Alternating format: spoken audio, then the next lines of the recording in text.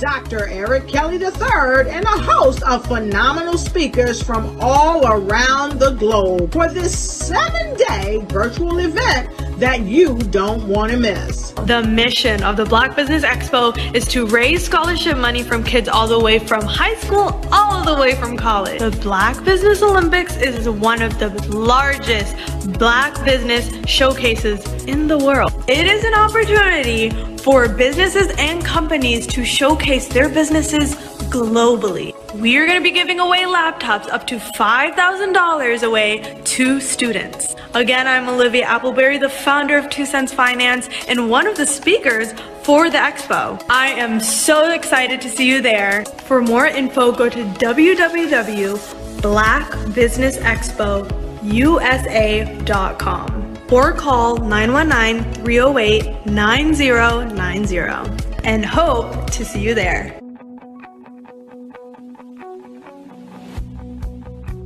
I am Black Business. From the moment I wake until the time I sleep. Yes, I am Black Business.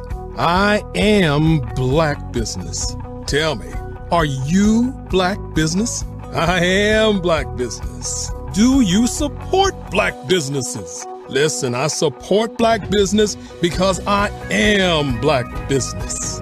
Black Business Expo, one of the largest business showcases in the history of Black business in the world. The world!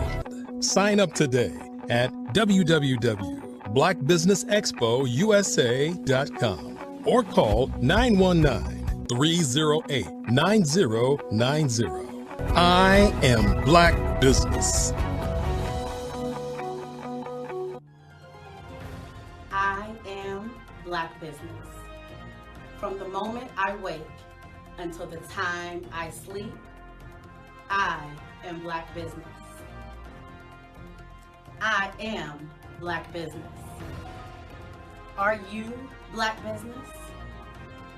I am Black Business. Do you support Black businesses?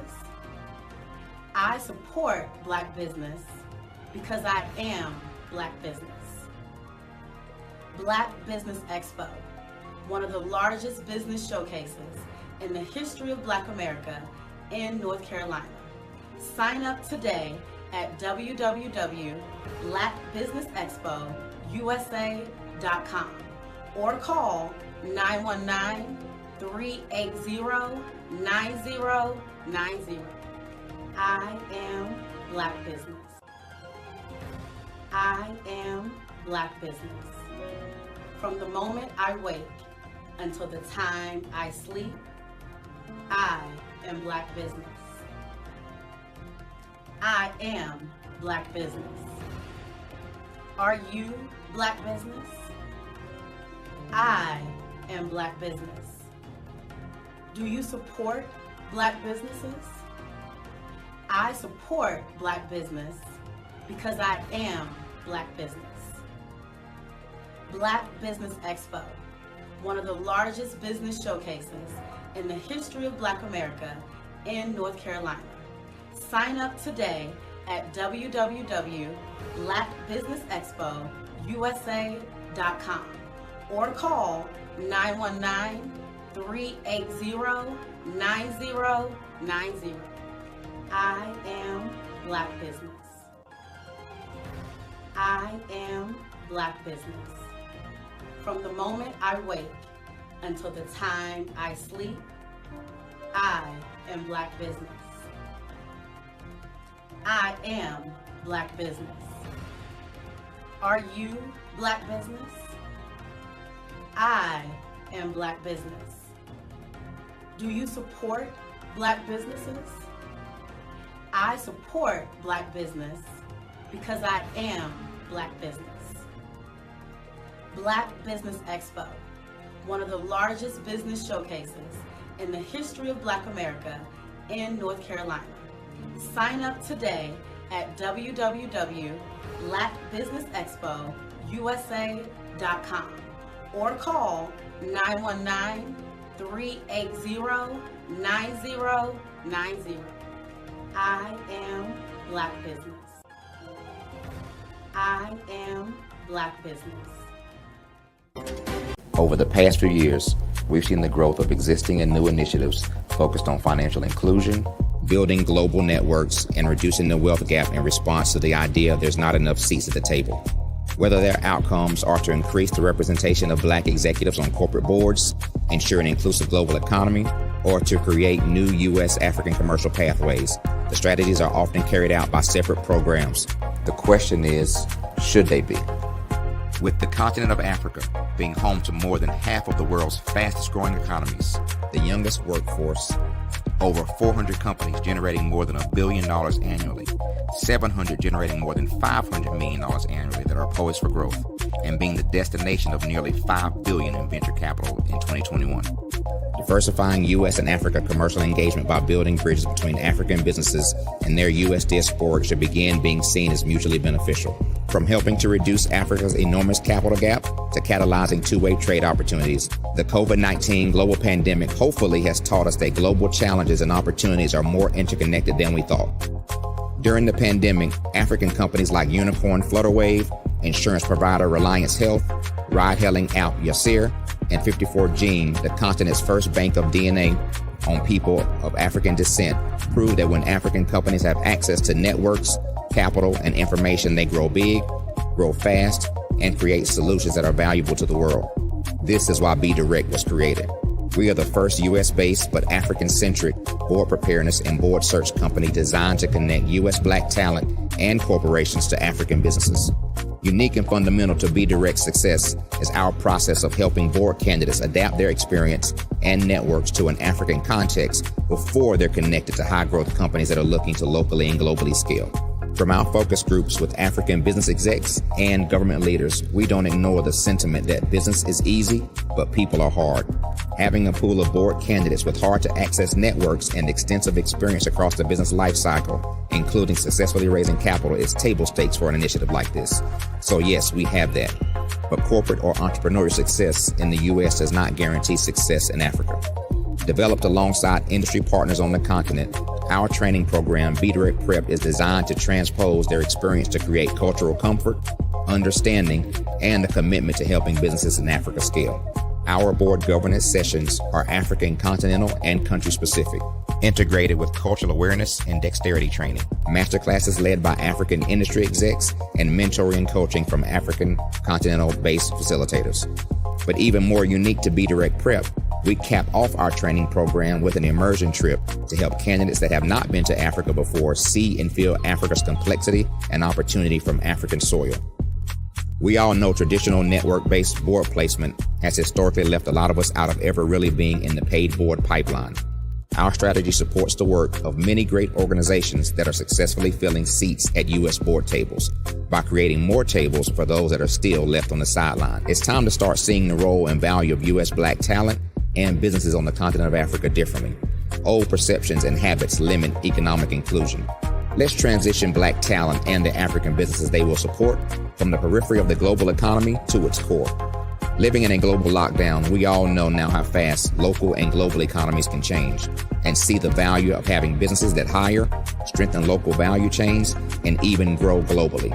Status quo in any form holds back progress.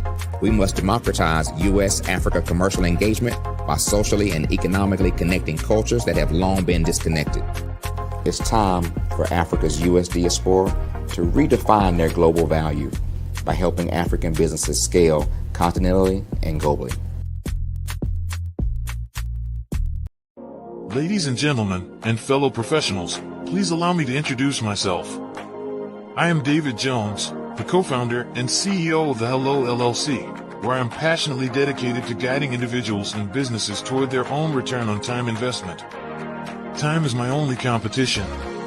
With over 20 years of experience as a corporate C-level executive, I bring a wealth of knowledge and expertise to the Hello LLC. My career journey has been marked by a relentless pursuit of excellence in marketing, strategy, and business management leadership. I have had the privilege of working with renowned Fortune 500 companies such as Xerox, American Airlines, Hilton, and Geico. However, what truly drives me is the transformational work we do at the Hello LLC.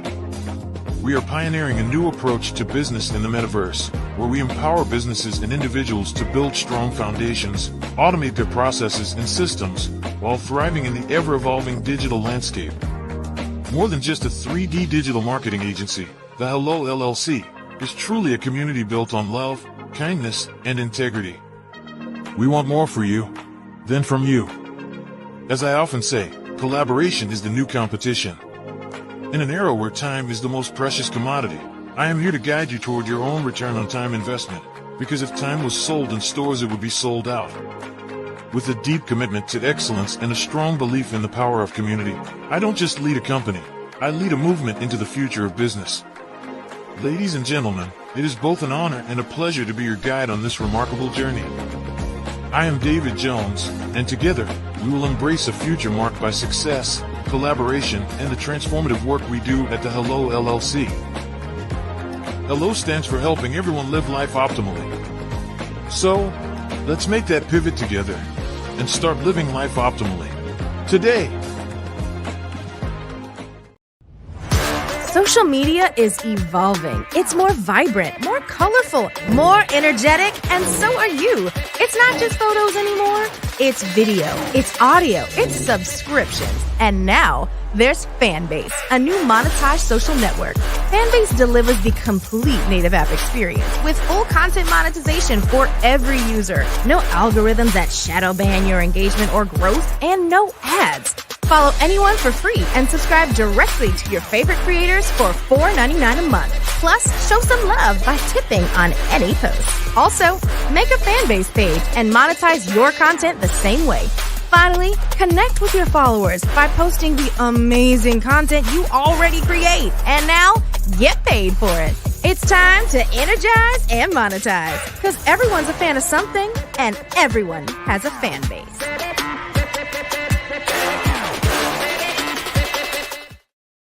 Sometimes you got to hear the news from the Black perspective, and more specifically, Black publishers. And that's exactly why you have to download the Hey Ty app, the largest mobile app delivering breaking news, videos, and podcasts from 200 of your favorite Black publishers. Yes, 200 Black publishers delivering news as it happens, literally all in one app. Go to HAYTI.com or download the app in the Google Play Store or Apple App Store. It's completely free, along with information that you can trust, so go check them out.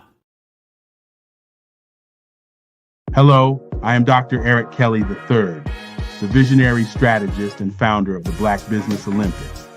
I invite you to showcase your Black-owned businesses on the Black Business Network global stage. The Black Business Olympics is a global Black Business Network platform that propels Black-owned businesses into the international spotlight. By showcasing your business on the Black Business Olympics platform, you can reach a worldwide audience of potential customers, partners, and investors.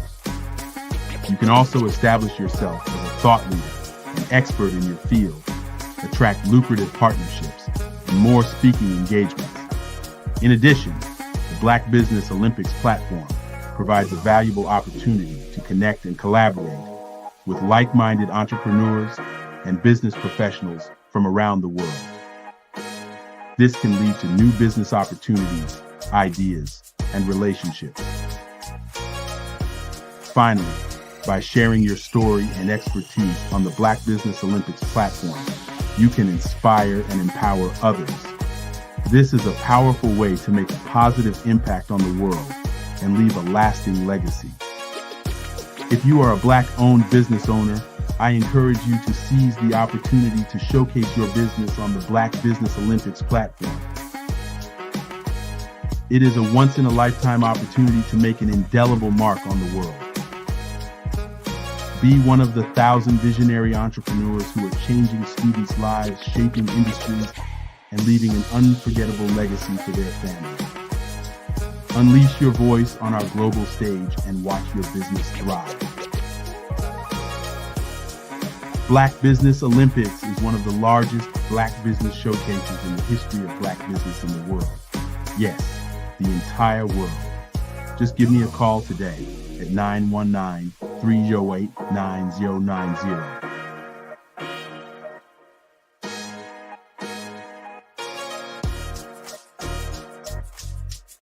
I'm Kennedy Harris. My genius is being an entrepreneur. I'm the CEO of K-Lock, a company where I develop my very own line of kids supplements. I currently market my multivitamin for kids to help combat weak immunity. During the pandemic, research has shown that having a strong immune system is key to fighting off disease. My vitamins are for kids, but adults can benefit from them as well. I'm adding a proprietary blend to my supplement line. I want to create my own blend so that I have a competitive edge in the marketplace. Staying healthy is important to me so that we live longer and have healthier lives. My website is klockproducts.com. That is Klock. Genius is common.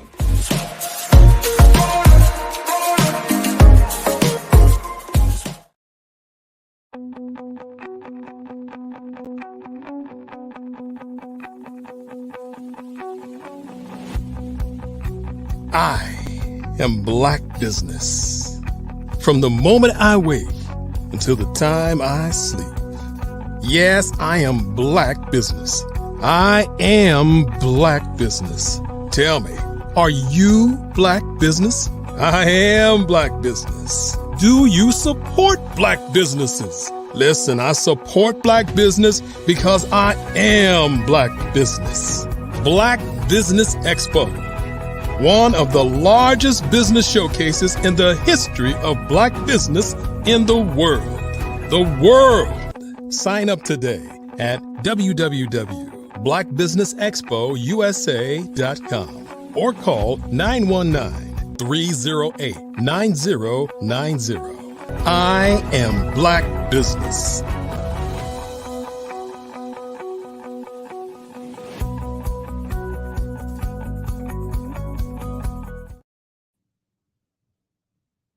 Good afternoon, business owners, entrepreneurs, thought leaders, and corporations. Welcome to the Black Business Network.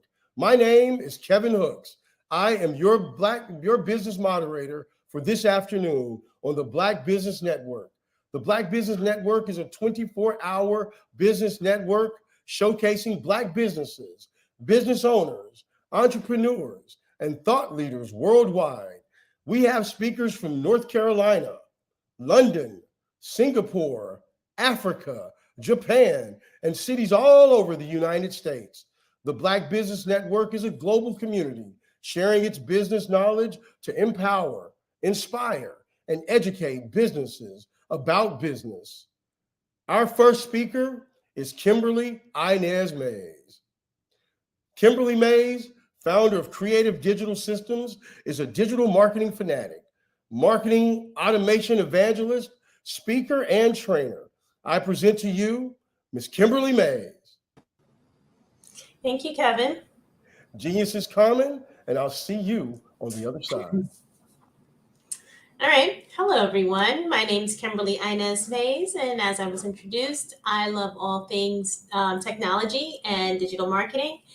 And today, I'm just going to keep it light and casual because I know that there's a lot of information out there to consume and to process. So hopefully you find this not as interactive as possible. I'll also check comments and then also just really talk about some of the things that we can do in 2024 as it pertains to the digital landscape in our business.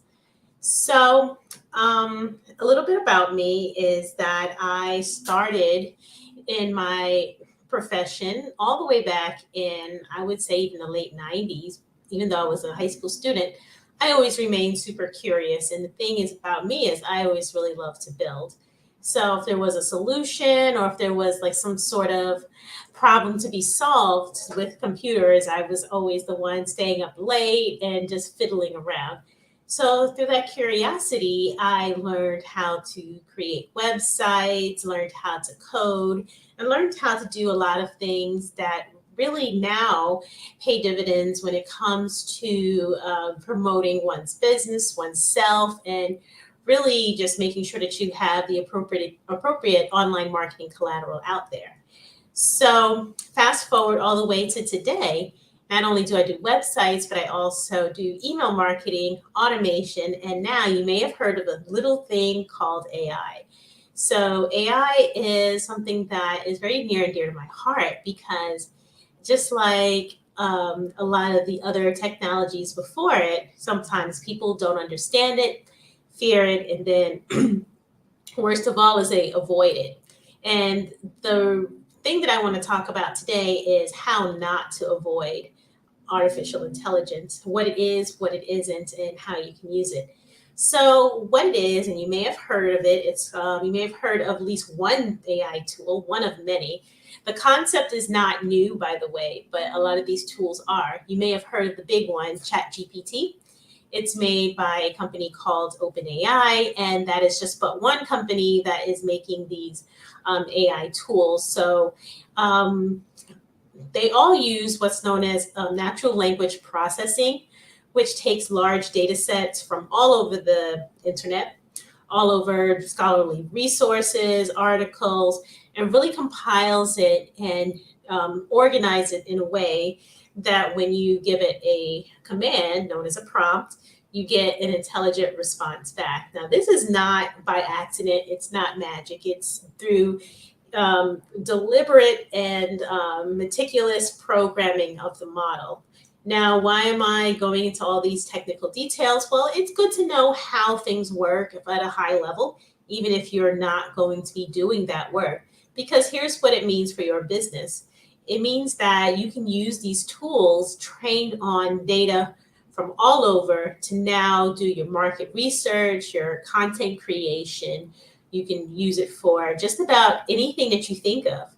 So while people are afraid of being replaced or, maybe their work stolen, yes, these are valid concerns, ethical concerns, notwithstanding, but I see it as something that is definitely not going away. So how do we navigate that, especially as business owners? So I'm just going to provide just a couple of concepts and a couple of ideas that you can think of when using artificial intelligence. Number one, if you have not yet already tried it, the best way to learn anything, in my opinion, is to just jump in and get an account. Luckily, ChatGPT, at least the free version right now, is available. There's also other models, Claude.ai, and there's a few others. There's also Bing. So if you are going into your Windows machine, there's Copilot, there's Bing, that all use these principles. Go and ask it to do something in your business that you normally would take a long time doing.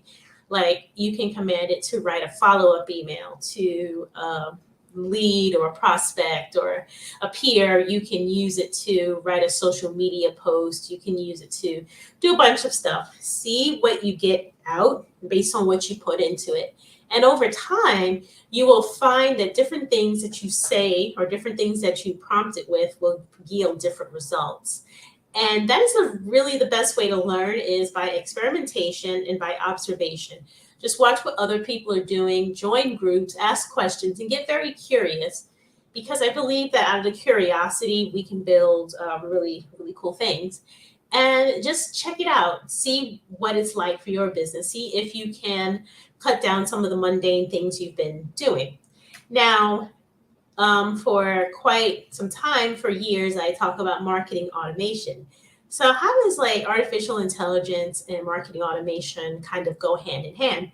Well, they do by generating the content for you, and then you're using marketing automation as the machine by which you would disseminate it. So for example, I'm a big proponent of email marketing, email automation. So if you set up emails to go out at certain intervals based on a customer's action, if they purchase a product, which product they purchased, you can then use AI to formulate the content for you. You can do all sorts of things with the content that you generate from AI. You can use AI to see which of your products or programs or services or anything like that are the most popular, and then just look up use cases. But my whole thing is get curious. Get curious. As for me, my website is KimberlyInezBase.com. And what I do is I help demystify technology for service-based businesses, primarily coaches and speakers. So what that looks like is we take a look at your goals. We take a look at what you want to do, your highest ticket package, and then we kind of create a roadmap down to your lowest ticketed package. And what's great about the way that I work is I use both marketing automation and AI to do that. So let's say you have a mastermind, you have a 12-week or 12-month program, and you want to then break that down into quarters. You want to break that down into modules. You want to include a course. You want to include an offer stack. We can absolutely use AI for ideation, for outlining what that program could look like, and then all the way down to what comes before that, whether that is a mid-ticket program, whether that is marketing collateral. We can definitely mix that up.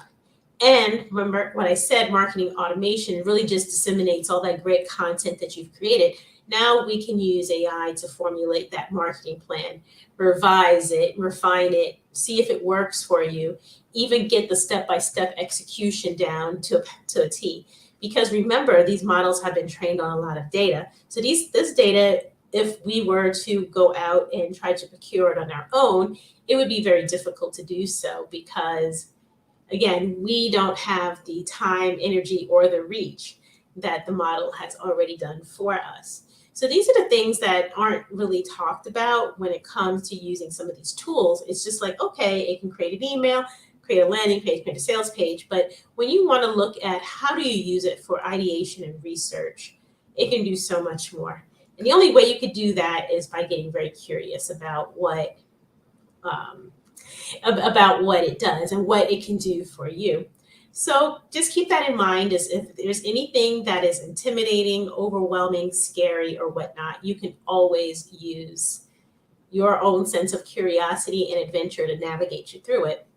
I believe that anything can be demystified. I believe anything can be made simple. It's about trial and error, and it is also about support. So you have people like me who do teach this stuff in a way that's not intimidating. So if you have a particular North Star place you're trying to get to, evaluate and vet any procedure, anything that comes your way that can help you get to that North Star. I'm gonna take a sip of water and then I'm gonna keep talking. But basically, this is uncharted territory, and it's changing literally every single week. There is a new tool out there. Sorry, my throat's a little parched. So that is what I really wanted to talk about today. I know that, like, when you think of AI, you may think of like ChatGPT, but I really want to challenge you, if you've already used ChatGPT, to use other ones as well. See what else is out there. Go online, Google the best AI tools to use for, whatever use case you need. For example, I've created multiple types of content and videos, even with AI. You could take a video, use AI to find the points in the video where you introduce a new thought. And then through that process, you can then go in and then make chapters. You can do this for your podcast. You can do this for a lot of other things that would normally take a lot of time. You can take a video, transcribe it. You can make show notes, blog posts. You can even make books out of it. But just make sure that anything you produce is vetted by you. You read through it, you understand it, you know it, you are synthesizing it. And then also, just making sure that you then have the systems behind it to disseminate and push out the content that you create, to implement the strategies that you now have as a result of using AI. So that's how AI and technology really are married to each other. They are literally two things that you cannot do without in your business as it pertains to being online and being a service-based business, especially if you want to stand out above the noise. Again, this is only the beginning. We have so much more that we can absolutely do with these tools. I'm trying to think of any other examples that I have, but yeah, pretty much you have ChatGPT, you have your videos. What I'm trying to think of anything else that I'm using. You can even use AI on Zoom meetings too. So if you are a compulsive note taker, or if you want notes at the end of your meetings, create meeting minutes, you can absolutely do that. You can use it as a coach for your coaching sessions. You can actually give a recap and the replay at the same time. So these are all little things that we used to have to do manually, but we don't need to do anymore. Now, addressing some of the ethical concerns about this stuff is like, okay, will it take my data? Is there privacy when using these tools? And as of like today, November 29th, 2023, that is variable. Each company has its own policy. So I would encourage you to read the fine print very carefully. Again, don't share anything with these models that you wouldn't want to be made public. So don't share private information. Obviously, don't share passwords, API keys, social security numbers, banking information. If there are some things that you want to keep confidential, definitely don't put into a model, because the way it works is anything that was given to it is now used to train it. And so now you just want to be really careful about how you are helping this model to be trained. But with that said, it's actually has a lot of potential and possibilities. So I yield my time, and thank you so much for letting me speak. No, hi. Well, first of all, thank you so much, because this is such an important subject.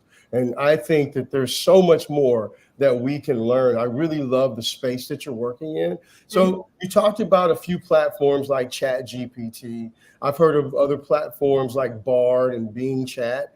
Can you talk about like the differences? Are there subtle differences between the platforms?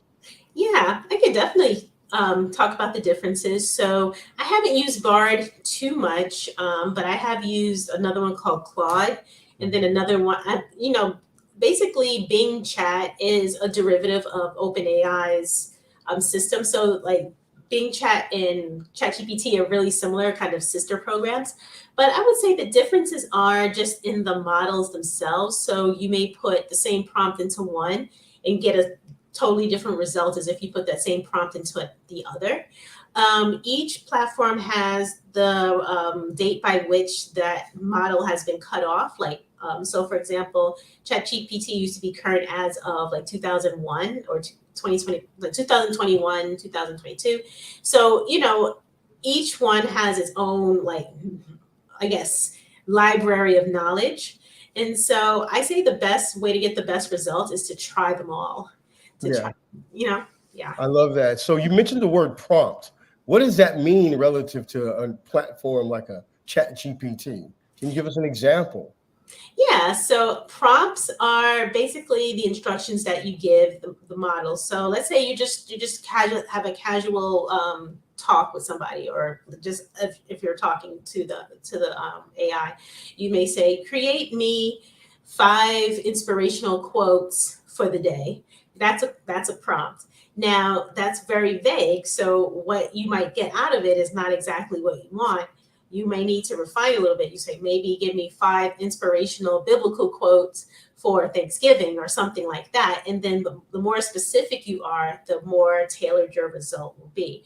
So, there are so many different ways to prompt these AIs. So it's really finding the best way to do it. I find that the best way to do is to give it a role. They say, you are an expert copywriter.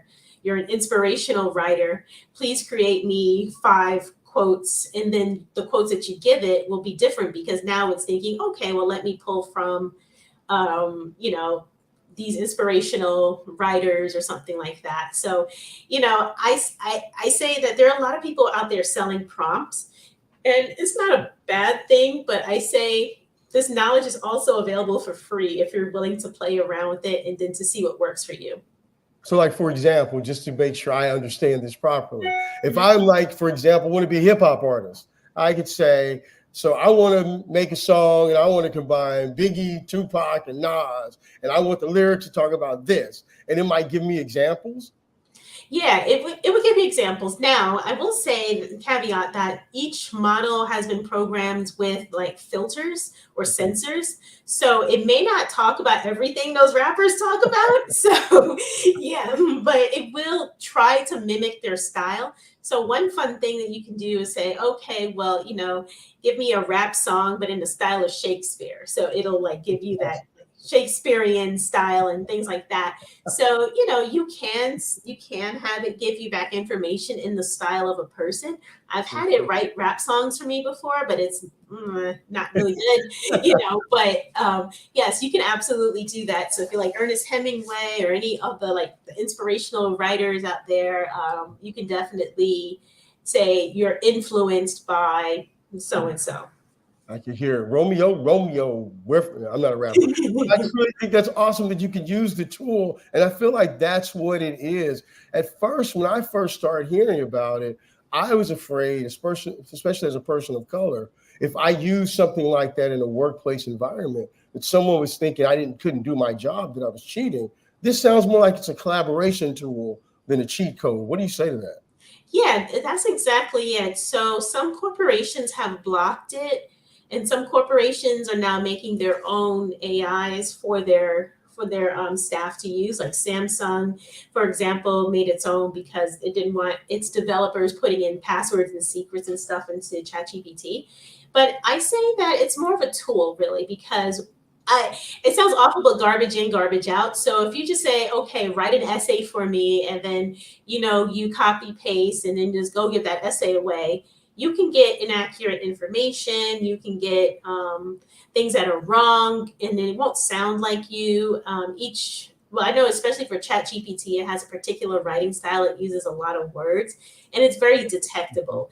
So I would say use it as a tool, but not as it can't do your job for you, because the prompts and the information that you give it is really your own intellectual brain power, not necessarily so much what you get out of it. Can you talk about other things that you do to help, people, especially in the service space, really take advantage of these kinds of technologies? Does this help raise money for nonprofits? Can it help me find new revenue streams for my businesses and things like that? How do you help us use the tool that way? Yeah, so I say it's all about ideation. So I speak a lot about ChatGPT because that's just the big one out right now. But if you use the paid version, it does have a larger data set. And you can say, all right, well, instead of help me raise money for my nonprofit, what you can say is I have a nonprofit that does X, Y, and Z. Do some research on the best donors for whoever would donate to that. And then you can say, okay, well, now I'm looking to do a campaign for fundraising. Give me 5 ideas or something. So you have to be really specific, and it can give you those ideas, and then you can take it and then continuously refine. So it's not a one and done type of situation. It's a conversation with it. So what other types of AI software or tools are available besides these language learning models? Yeah. So have you ever heard of Canva? I love Canva. Yeah. So Canva, about maybe 6 weeks ago, came out with a new set of tools called Canva Magic. And so now when you load it up, you can say, oh, give me a presentation on, like fundraising or something like that. And it will give you the whole presentation with the bullet points and everything. Of course, it just needs to be refined, but they baked AI into their product. So you could just say, hey, create an image for me for Black Friday. I need it to be, black and red and white and have this thing on it, and it will create that for you. So it's not only just text generation, but you can generate images. And then I also have a couple of video tools that I like as well that, I think I had said this too, like you could take a piece of long form video content and then have it identify where you are, points that you've made, and then turn those into chapters. So you can literally turn them into YouTube shorts, reels, even short form videos. So that's how a lot of the influencers have so much content, is they just repurpose. Yeah. So it almost does some editing for you in a sort of more efficient way.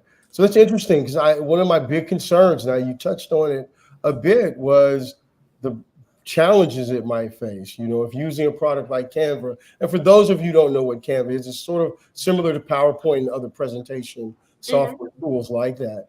But if you ask it to say, I need, create a picture of the perfect executive, oftentimes that person doesn't look like you or I.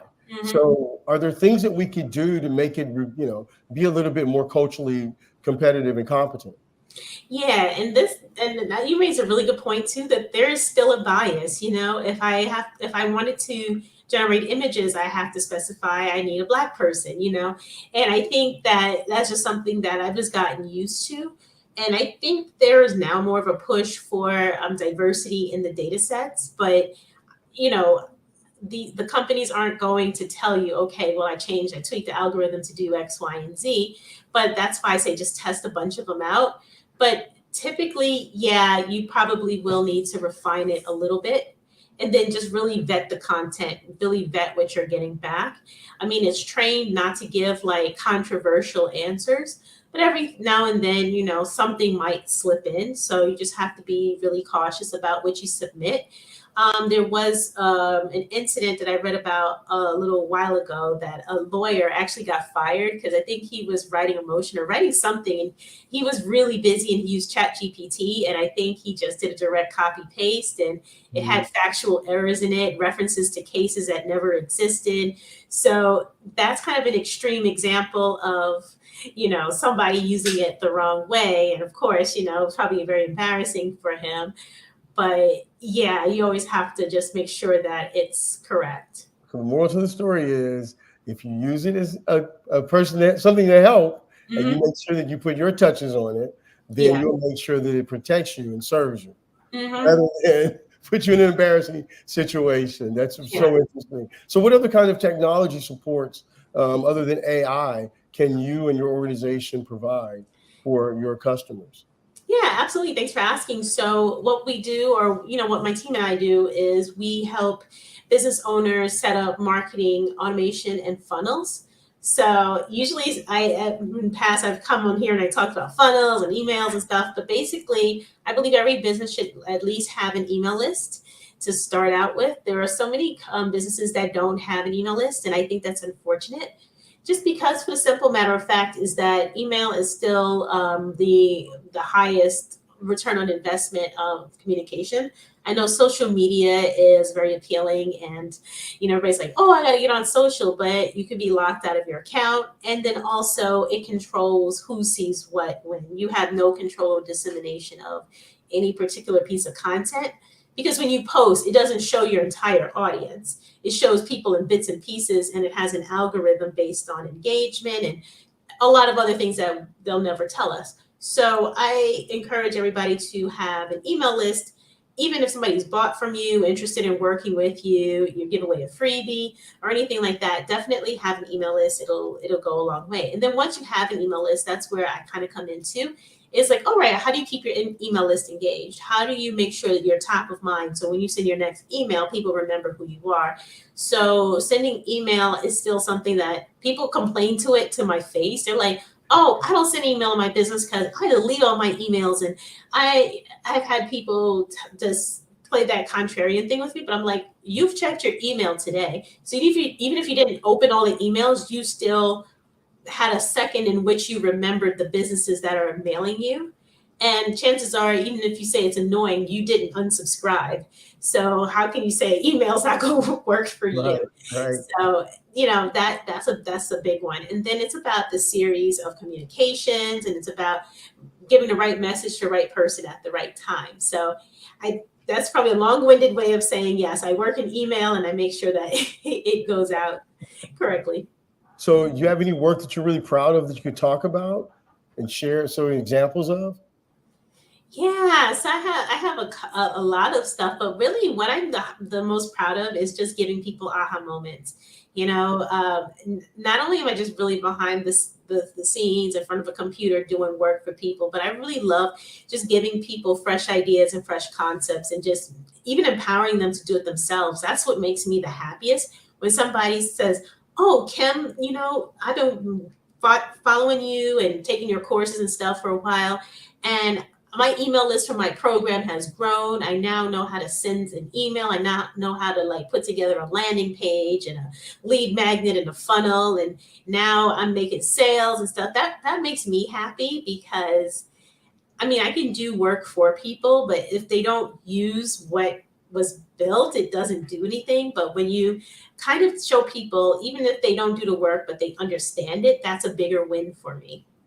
No, I think that that's fantastic, and the work that you're doing is very valuable and needed, especially as we continue to onboard all these new businesses in all of the typically underrepresented communities, but mostly from a service-driven standpoint. So thank you for what you do. So where can we find you? Can we get a plug before you go? A website or a social media post? Yeah, so my website is just my full name that you see here, KimberlyInezMays.com.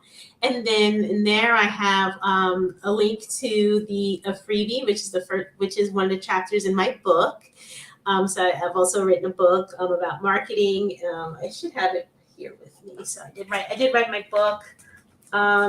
So you get a free chapter from my book, Perfectly Persuasive: Marketing to Both Cats and Humans in the Digital Age. Talked about comparing, contrasting marketing to people and marketing to cats. Is a free chapter there. And then everything else that I do is on my website. So that's fantastic. Well, I'd like to thank you on behalf of the Black Business Network, Ms. Kimberly Inez Mays. Thank you for all the work that you do.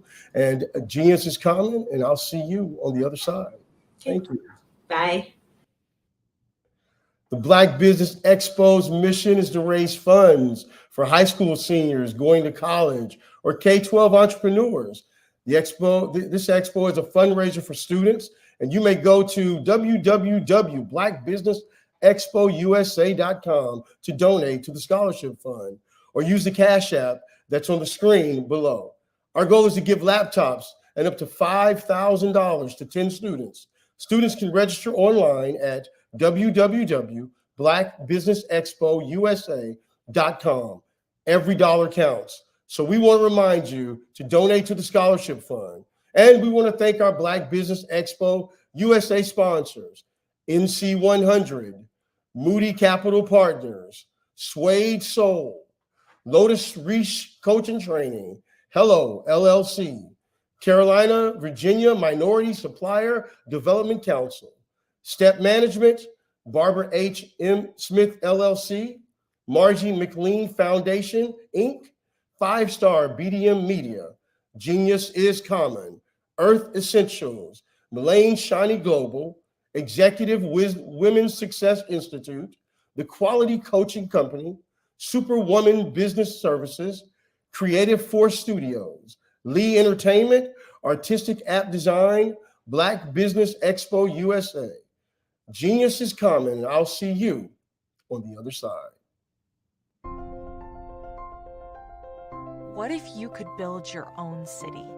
A place where every child can find nurturing people to help them achieve their full potential. A place where every adult can access job training support, where health education is abundant, where social justice ruled the land. A place without limitations. Welcome. You have arrived at STEM City USA. It is what every city should be.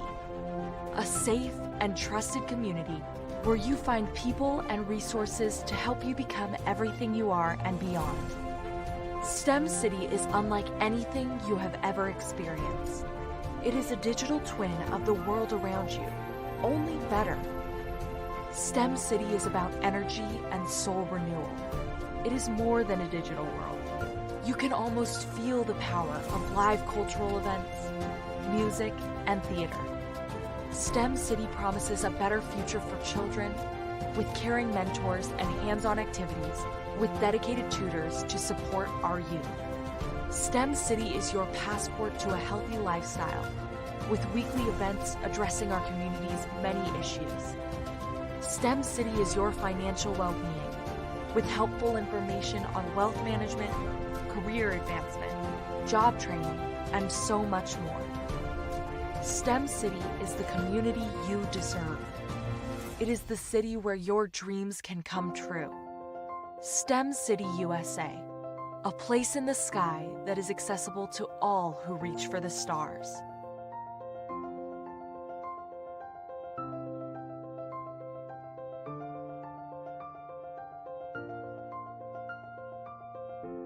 I'd like you to imagine with me, if you will, opening an app where you can collaborate with like-minded individuals from around the world, get inspiration and in-app tools to launch and grow your business, as well as share your knowledge and earn compensation, all in one app. Well, the name of that app is Truso, short for Truly Social. Hi, I'm Matthew Newman, the founder and CEO of Truso, a new concept in social media. Truso is designed from the ground up to be a platform that's both social and empowering for all its users. How exactly do we do that? I'm glad you asked. First, Truso brings the world together via video. Psychologists assert that video provides a significantly more effective connection than audio only. When you enter a community on Truso, you're face to face. Second, on Truso, you don't have to have 1 million followers to monetize. Our business model allows all hosts and moderators to monetize, no matter the size of your following, by 1, producing fee-based content, and 2, inviting others to join the platform as subscribers.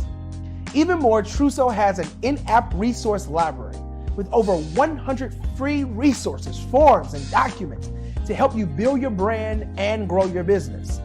Third, Truso is inclusive. The deaf and hard of hearing communities make up 360 million people worldwide.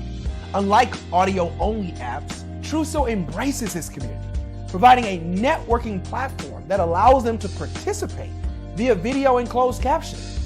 We even have a deaf and hard of hearing foundation in the works as well. Fourth, Truso is both social and safe. We refer to Truso as a virtual extension of the beauty shop, barbershop, and brainchild of the community. A place where there's laughter, along with wisdom, growth-oriented conversation, and genuine connections in a safe space. Truso even has proprietary security to ensure we maintain a safe environment for everyone.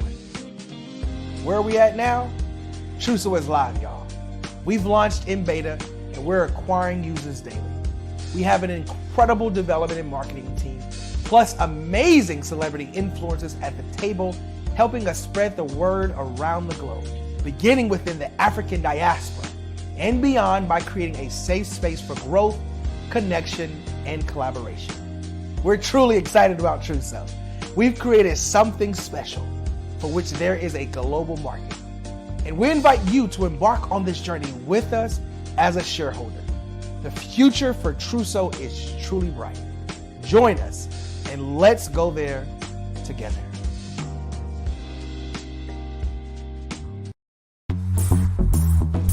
Attention all entrepreneurs and companies. Are you looking for reliable and efficient virtual assistants and back office support to help you manage your business tasks? Look no further than Superwoman Business Services. Our team of virtual assistants provides a full range of administrative support services, including operations management, social media marketing, and much more. We also offer website design services to help you create a professional online presence that reflects your unique brand. In addition to administrative support and website design, we offer business development and structuring services to help you grow your business and achieve your goals. we'll work closely with you to identify areas of improvement and develop a customized plan to help you reach your full potential. At Superwoman Business Services, we understand that running a business can be overwhelming and time-consuming. That's why we're here to help you fly high and achieve success. Our virtual assistants are highly skilled, experienced, and dedicated to providing you with the support you need to thrive. Come fly with us and take your business to new heights. Let us help you become the superhero entrepreneur you are meant to be.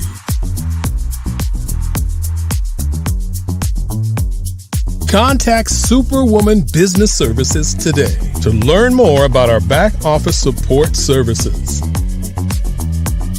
Are you a forward-thinking entrepreneur or business owner?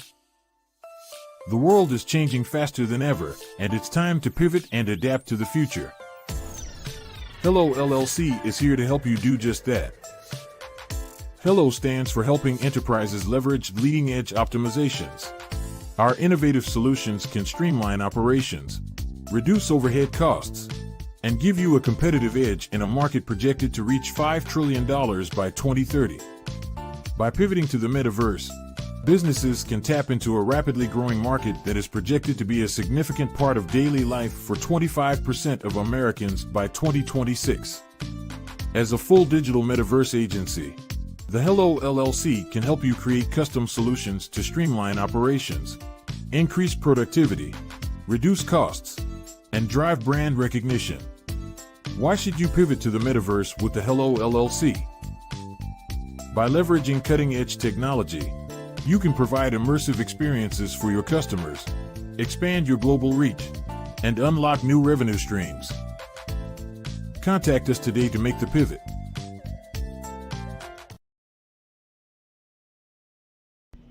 Why do I do what I do? You know, my life coach asked me that a few years ago. And she said, Tony, what's your why? And I told her, and she said, girl, you've already accomplished that. Perhaps you need a new why. Hi, Tony Harris, Amy Hoydu with Say It Said Marketing, one of your students. And just wanted to say thank you, Tony Harris, for spending so much time with me and giving me that boost in my business that I so drastically needed.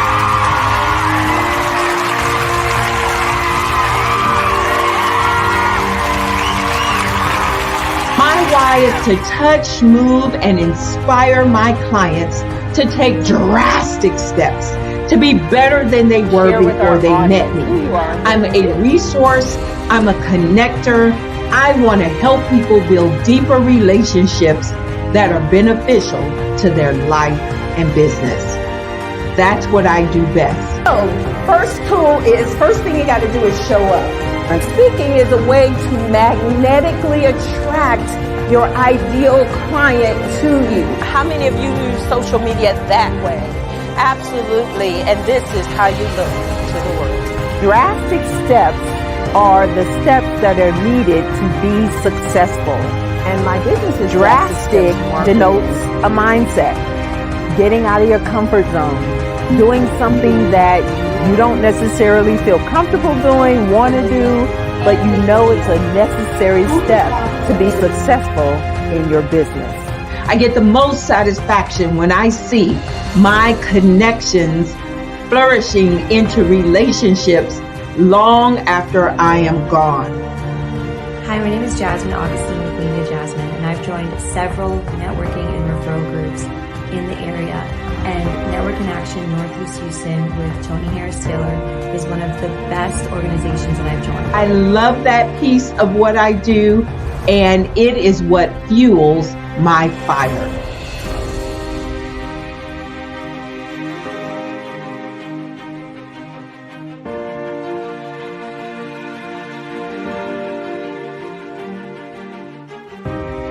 My name is Tony Harris Taylor, saying take a drastic step today for a fantastic tomorrow.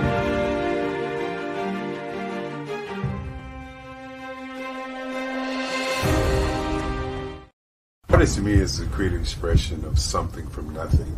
You know, it explodes onto the canvas, or it explodes on in my work. One of the things that I try to do more than anything is I try to just give the lines and the movements and emotions and expressions into to what I do.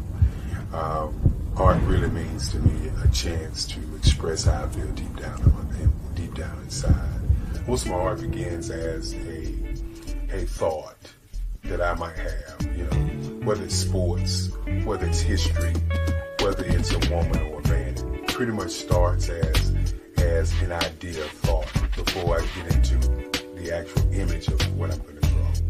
I do a lot of historical pieces. I was a history minor in college, and I love to do history pieces. And a lot of times I'm thinking about history, and then I try to make that history impact you as you look at it. That's one of the reasons I do pictures so large. People ask me, why do I do the pictures so big? And I tell them, I want the piece to impact them as they're looking at it. To kind of dominate their space. And most of my pieces I try to do off page. I don't try to do anything that's going to be in those four corners or in a square. And I want your imagination to be a part of the piece that you're looking at.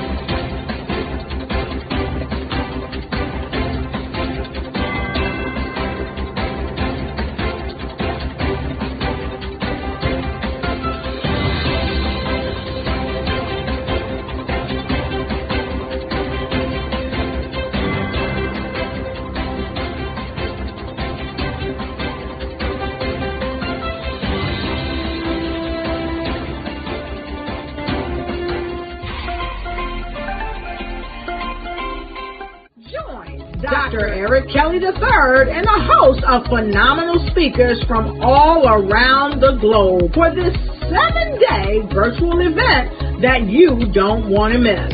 The mission of the Black Business Expo is to raise scholarship money from kids all the way from high school, all the way from college. The Black Business Olympics is one of the largest Black business showcases in the world. It is an opportunity for businesses and companies to showcase their businesses globally. We are going to be giving away laptops up to $5,000 away to students. Again, I'm Olivia Appleberry, the founder of 2 Cents Finance and one of the speakers for the expo. I am so excited to see you there. For more info, go to www.blackbusinessexpousa.com or call 919-308-9090 and hope to see you there. I am Black Business. From the moment I wake until the time I sleep. Yes, I am Black Business.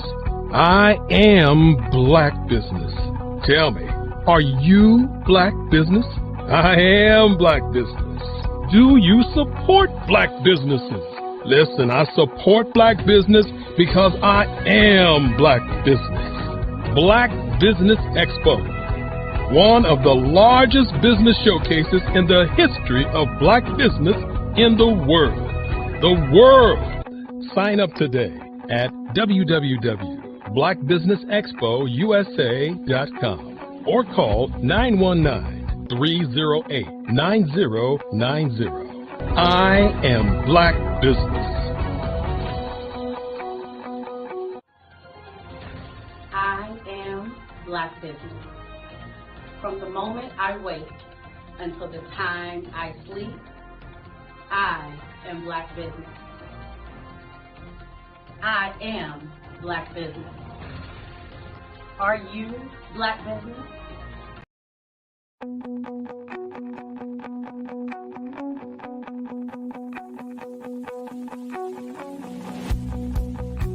I am Black business. From the moment I wake until the time I sleep. Yes, I am Black business. I am Black business. Tell me, are you Black business? I am Black business. Do you support Black businesses? Listen, I support Black business because I am Black business. Black Business Expo, one of the largest business showcases in the history of Black business in the world. The world! Sign up today at www.blackbusinessexpousa.com or call 919-308-9090. I am Black business.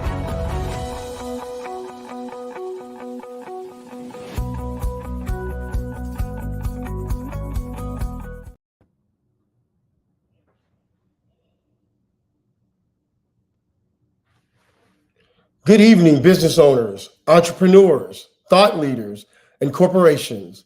Welcome to the Black Business Network. My name is Kevin Hooks, and I am your business moderator for this evening on the Black Business Network. The Black Business Network is a 24-hour business network showcasing Black businesses, business owners, entrepreneurs, and thought leaders worldwide. We have speakers from North Carolina, London, Singapore, Africa, Japan, and cities all over the United States. The Black Business Network is a global community sharing its business knowledge to empower, inspire, and educate businesses about business. Our next speaker is Pam Kelly. After experiencing financial and strategic hardship in the aftermath of Hurricane Fran in North Carolina, Pam Kelly resolved to never again experience the same level of vulnerability. She's since acquired knowledge and practices that enhance her ability to be more prepared and resilient in all seasons. With 30 years combined experience in various on and off grid technologies, such as website development, computer graphics, and architectural drafting, she continues to make sure that her companies that they serve empower a populace to be financially, strategically, and spiritually prepared. A more prepared populace in America is potentially the antidote to many of our nation's ills. They provide resources to empower patrons to be financially, strategically, and spiritually prepared for the daily challenges and survive events that are more likely to occur in their entire lives. I present to you Pam Kelly.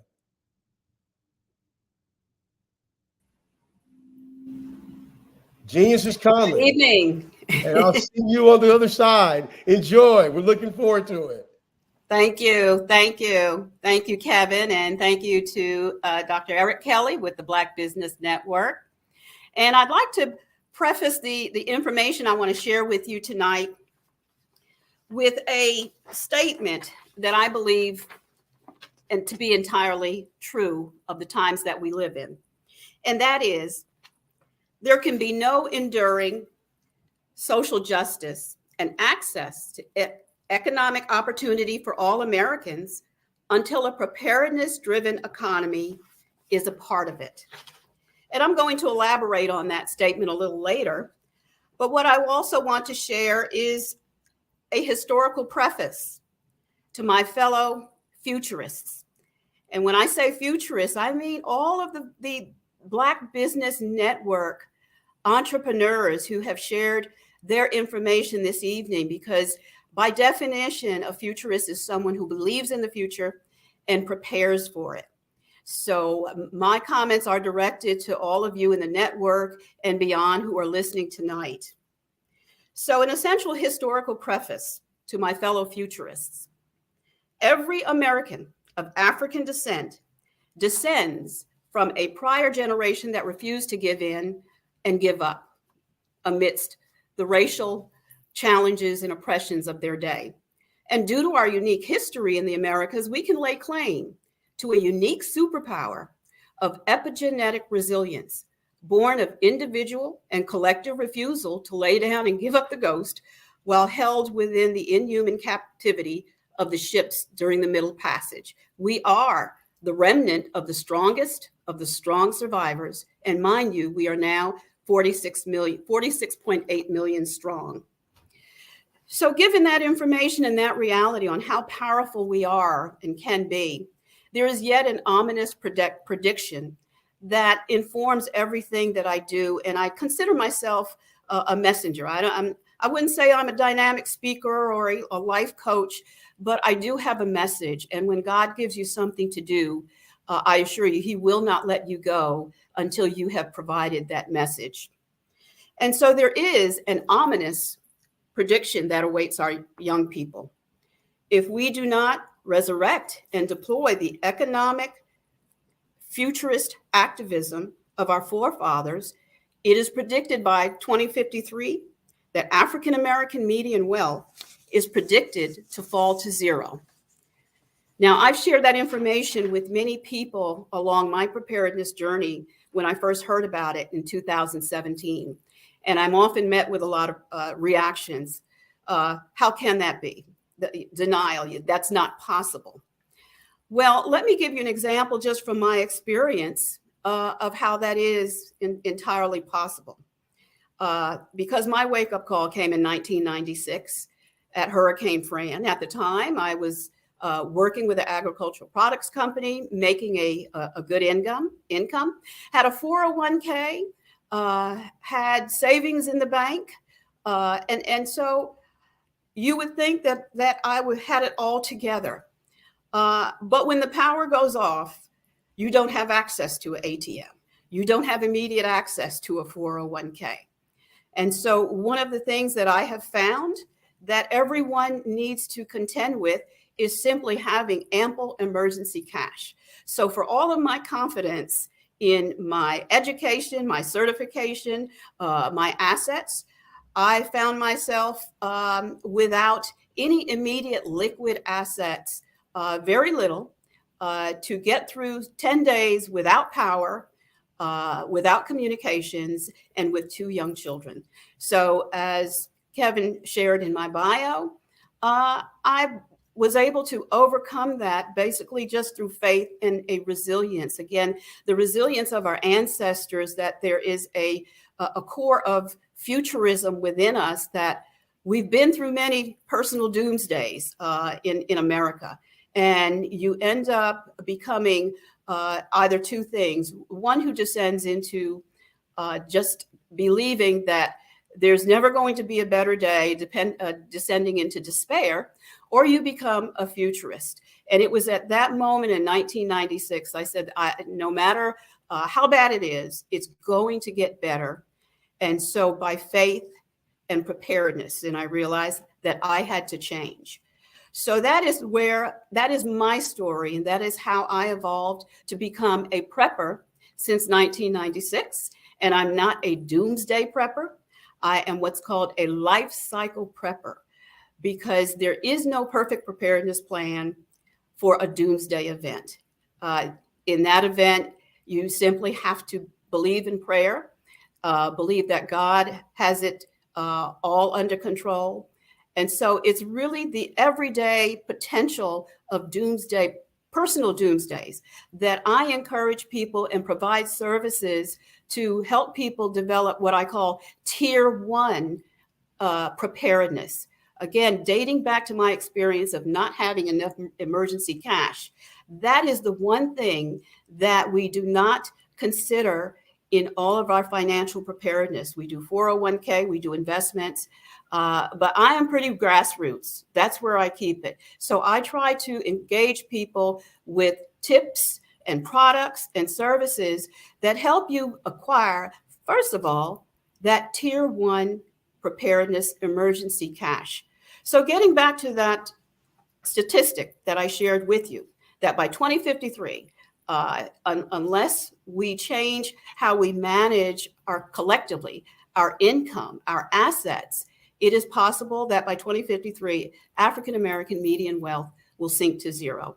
And so there are 5 reasons for that. Again, when we do not have emergency cash, it means that you begin to look to other means of covering an expense, whether it's a car repair or a sudden emergency by one of your young people, your children, those things need to be covered, first of all, Tier 1 emergency cash stash.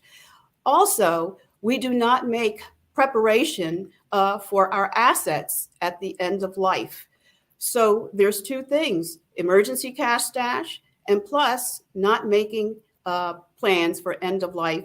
And we do not have a will or living will. These are two things that I provide resources again. And also I serve as a professional witness so that people are able to create their living will and last will and testament that needs to be kept on hand as part of your documents. Second thing, we don't keep our documents in order. You need to keep them readily available in case of an emergency. The other thing is that we do overspend. Statistically, African Americans have the lowest savings and spend a lot of their dollar, pretty much most of it, outside of our community. This is where I've developed a tool from my experience called 5-10-10-75, in which I encourage people to live at 75% or less of their dollar. When you do that, that means you're able to save 10% for savings, 10% for giving back to your community, and 5%, which is probably the most impactful area of your bucketing of your dollar, is that 5% at least should go back into businesses of your kinship community. And what do I mean by kinship community? That's folks, we are all born into a kinship. God has brought us all to this life, and we belong to certain kinships. My kinship is Christian, African American, women. So with your dollar, it behooves us to invest in our community. That is legitimate. That is always a legitimate investment. So in order to counteract this statistic, there's a couple of things that we can do. We can save for our emergency cash, because when you don't have that, it can potentially bring out the worst desperate decisions in our behavior, such as predatory lending. You don't want to do that. Using credit cards. We need to retreat from using those tools as a means to cover emergency expenses. We have to save. So I do have information and tools, such as a tip sheet on actually 10 things you can do to save $250 to $500 a month. Thereby, you're actually retreating from spending those resources, and you're able to devote them to saving and also giving. So with that, I'd like to thank you for your time in listening to my message. And I welcome the opportunity to serve you by going to my website, www.iprep2thrive. And you can also reach me at pam@iprep2thrive.com. So again, in order for us to really become the community that is prosperous, and prosperous in terms of wealth, generational wealth, it's not how much we spend, it's how much we retain and also invest in our community. Thank you.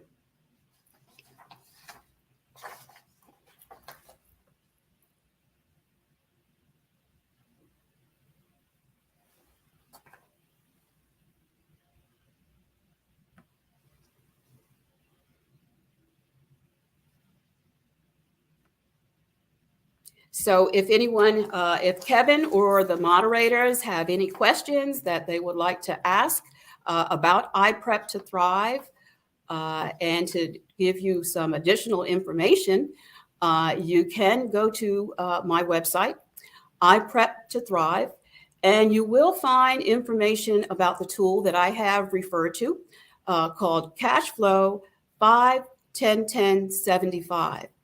And why is that tool so important that we begin to utilize now is because the government, as we have seen, is unpreparedness driven. And at any time, the resources that we have access to, such as the banks, if there is a crisis event, then everyone is probably aware that the banks may, in fact, limit your access to resources. Again, that's the reason why we need to have that emergency cash stash.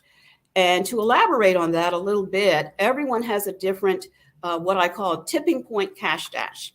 So in my case, I needed to acquire cash resources, and this is liquid cash, is liquidity, which can be either the money that you have, whether you have it stuffed under a box and buried under a tree, it doesn't matter. It's money that you must have access to when the ATM doesn't work, or when you lose communications in order to get access. Again, your 401k will not be accessible when there is an at-risk event. So in my case, an amount of $1,660 actually was my tipping point cash dash, which, I could go to, as they say, get your money right and you'll sleep well at night. Well, that was my point at which I said, if one of my children has an emergency, has to come home on a flight or rent a vehicle, there are things that we want as parents, and again, especially as a mother, you want to be prepared at all times to say, hey, I can help you with that. I'm also a sole caregiver. So it's important to me to be able to accommodate a parent if they have an emergency. And also just for my personal health and wellness. So for me, in order to feel comfortable, that tipping point, what I call that tipping point cash dash, was $1,160. For you all listening, that might be a different amount. So again, I am available to do what I call a preparedness audit, emergency preparedness cash dash audit. That the tool that I make available from my website, it is an app for Android or iPhone that you download, and when you enter any amount, it splits it into buckets of 5, 10, 10, 75. And what does that do once you download the app? The great thing about it, it's not tethered to the internet. You're not sending any information about your finances. The revelation of whether you're overspending is entirely between you and the app. So if in fact you're spending over your 75% threshold of consumer spending, you're actually spending your more than your 75%, to the point that you're spending so much that you're not able to save, or that you're not able to give back, or even invest in your community. Again, that's kind of where so many of us are at. And as a lifelong habit, by the time you get to in your 50s and even 60s to consider retirement, you find that those habits have not allowed you to achieve perhaps the retirement income that you're looking for. So it's never too late to start. And I can assure you that I've been using 5, 10, 10, 75 probably for about 15 years. So which means it wasn't something that I implemented in my 20s, 30s, or even 40s. But it's never too late. And if you can imagine, if a significant, what I call a critical mass of people in our community began to use my tools, and it's not and what I'm not doing is an invention of the wheel. It's really traditional financial wisdom. So again, at this time, I've concluded my comments, and getting back to my statement that we have to become a preparedness-driven economy if we are going to avert that statistic by 2053 of zero average median wealth for the African American community. We need to begin to establish a collective financial preparedness activity in every household, in every business. And we will survive, revive, and thrive for decades to come. So thank you again, Dr. Kelly. And I believe Kevin is the moderator. And if anyone has any questions, by all means, reach out to me at Pam at iPrep2Thrive. And there you are, Kevin. Hi. Prep to Thrive. And my website is www.iprep2thrive.com. Thank you. Well, thank you. There's so many important nuggets in the statements that you've been making. And if you don't mind, I just have a few questions that I'm sure that our audience would love some responses to. You talk about this idea of generational wealth and savings. And so some of the stuff that occurs to me is, there's a lot of jobs being created and people are getting back to work, especially after the pandemic. I know this is an important time. How do you help them choose between wanting to try to get back in the game, so to speak, by finally re-earning money, but then making sure that they take advantage of the opportunities to save? How do they make those tough choices? And I'm going to share with you just from my personal experience. Again, the pandemic was a wake-up call for a lot of us. The pandemic was actually, when I say, a personal doomsday for a lot of us. We lost our jobs. Our hours were cut back. If kids couldn't go to school, that placed a lot of emphasis on making other arrangements, which often costs money for the parents.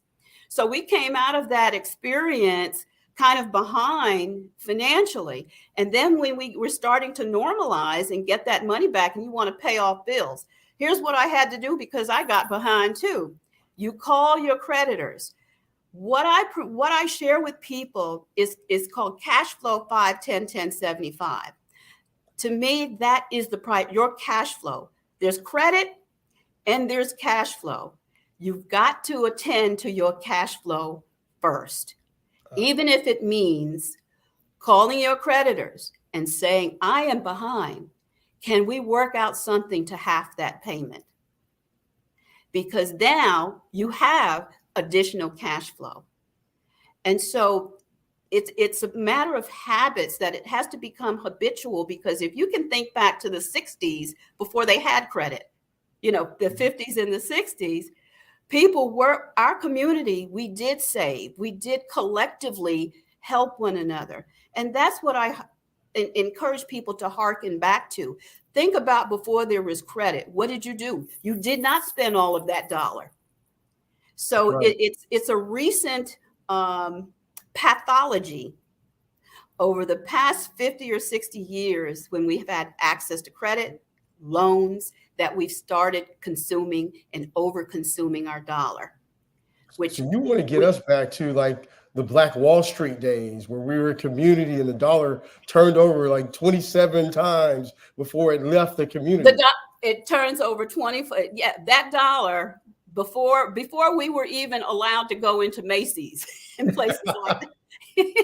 Yeah, we churn, and I call it. There's a word I like to use. It's called churn.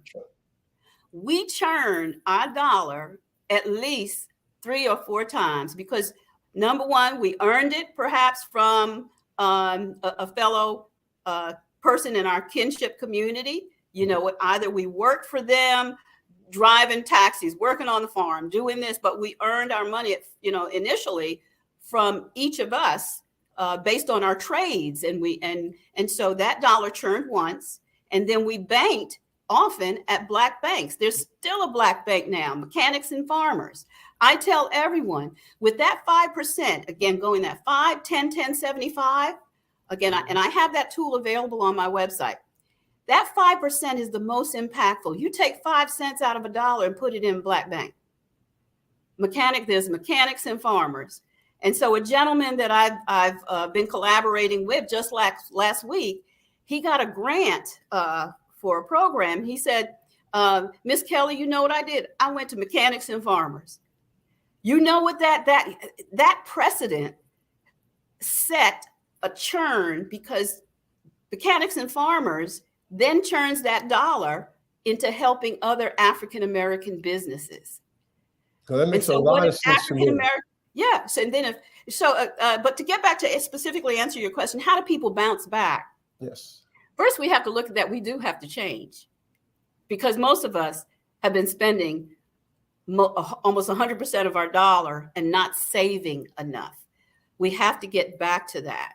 And I have tools and ways, again, that you can save almost $200 to $500 a month just retreating from certain things that you're spending on.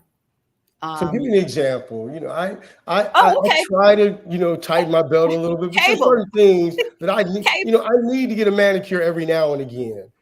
How do I avoid my manicure as opposed to saving this money? Instead of the manicure every week, every other week, instead of paying over $200 on a cable bill, get an antenna. Get one of those HD TV antennas. Right. And then for those who you know, the dudes who love the sports, subscribe to like a sports channel, not 10 of them. Not 10. Again, you know, so when we look at our priorities, it's about priorities. And also when you look at, when I'm churning that dollar into a manicure every week, who's that dollar churning into? Whose pocket is it going into? That's a great question to ask. So it's two questions. When you're spending your dollar, now I don't mind. I have to get my hair cut every 6 weeks. I'm going to an African-American barber. I give him my money. And what if he were to say, okay, I'm going to put part of that in a black bank. You see how it's just churned 3 times. And then then he says, well, I'm going to advertise on Black Business Network. It just churned 4 times. If you can imagine all of us on the African American Business Network, if we bucketed our dollar, and this is nothing that the mainstream community doesn't do. They do it seamlessly. But because we're somewhat fragmented, because you can't tell by my last name, Kelly, whether I'm white or black. We really have to seek each other out. And that's why the African Black Business Network that Dr. Kelly has put together over the decades, it's phenomenal because now we see each other. And so what if we were to say, I'm intentionally going to churn at least 5% of my dollar? Because a lot of us who are trying to bounce back, we're also self-employed, right? Right. So if I'm not intentionally as a business person churning, saying I'm going to churn my dollar back into Black Business Network, just 5%. That exponentially builds to the point that we are able again to start building. And that's another thing, but that's another subject. We need to build. Yeah. So I love it. But how important is it to get your family involved in making this a family affair rather than some one person saying, I'm going to dictate this choice? Absolutely. Somebody does have to become the preparedness czar. Yeah. Preparedness as you know, I am. Mm-hmm. So you have to, someone has to say it is important, and ideally in the household, it has to be, and it's a mindset thing. We have to get every adult in the household to recognize that they are part of the problem and also part of the solution. That preparedness is no longer optional. It's imperative. The government now can't find money to pay its bills every 45 days. That's correct. Which means we now are in a unpreparedness-driven economy. Well, it's been that way. And so the government is telling us by these FEMA commercials, you better get prepared because you can't rely on us. So collectively, and that's what I'm trying to do with my imagery and on my channel, is really to promote collective financial preparedness, which I hearken back to the examples of our forefathers before there was affirmative action, when there was Jim Crow. In fact, it's odd that we were probably more preparedness driven during Jim Crow, because you didn't want to get caught. You didn't want to get caught on the highway with no money. Right. Because, and that's something I've often heard from my grandfather, that when he went down south, you had to be prepared. So I heard preparedness, didn't hear it enough in terms of saving my own, doing better with my own money in my early years, but that's the 20s and the 30s, who does? But at some point, So that's what I share on my website. I call it Tier 1 preparedness. I'm not into advising people on their 401k or investments or cryptocurrency. It's simply, I learned from experience. Once you get that Tier 1 cash stash, so that you sleep well at night, if stuff hits the fan, the ATMs don't work, you can't get to your 401k, that you have what's called that tipping point cash stash so that you sleep well at night. Every family has to have that. And they will find that the anxiety over the things that are going on around you, it doesn't worry you as much anymore. Your blood pressure goes down. So again, I have like, 10 tips. Again, cutting back, getting a lunch bag and taking your lunch to work. Right. It's not rocket science, but basically we look at TV. How much TV can you consume in your waking hours? So you're paying a lot of money for just 10 waking hours a day. And so that's one of the main things that when I started cutting back on cable, I cut cable out and I saved like over $100 a month. So that's, I love this whole concept. When I was a kid, we had things like home economics, and that helped teach us these kind of tools. And then we had, my parents would say, save a little, give a little, use a little. And so what kind of tools do we have available to model this behavior, not only model the behavior for our young children, but to let them start practicing these behaviors?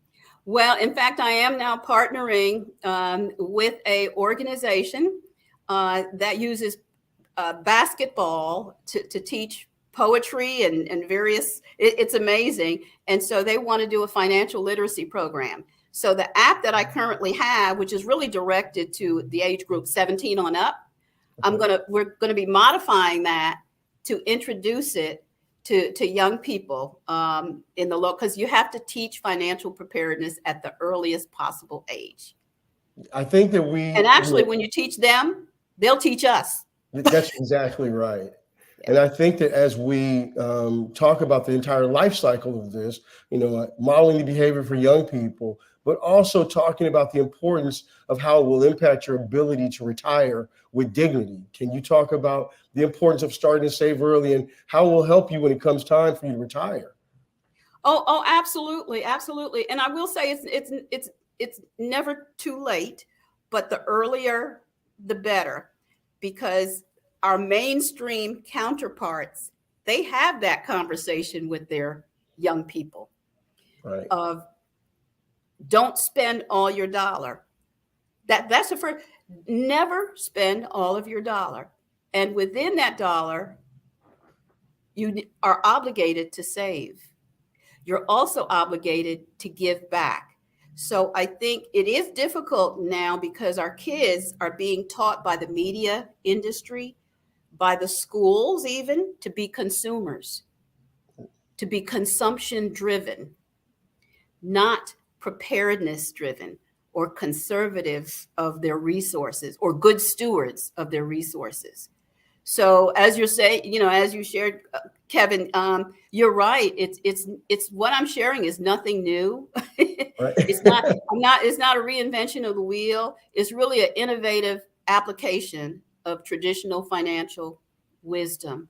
And how do we change the mindset so that we get back to where we were as a culture that was preparedness driven and did not consume all of its dollar, and that saved and invested in ourselves? We can do it. It's going to take an imagery industry. And that's one of the things that I'm promoting, a 24/7 imagery industry, because there is a 24/7 imagery industry that's trying to get us to consume all of our dollar. And that's right. And you touched on it a little bit, like how do you address, our young people, especially with social media, being inundated with these images of what success looks like and how, what you use your money for, the latest cars or the most incredible home or the best clothes. When the idea of $1,000 pair of sneakers when I was growing up seemed impossible. And now they're at every mall. And so you want to compete and, if I'm a young man and I want to attract someone that I would be interested in. Well, then sometimes the media tells me I have to wear the certain clothes. I have to drive a certain car. And the same thing with all of the young people. They have their sweet spots. How do you counteract that messaging?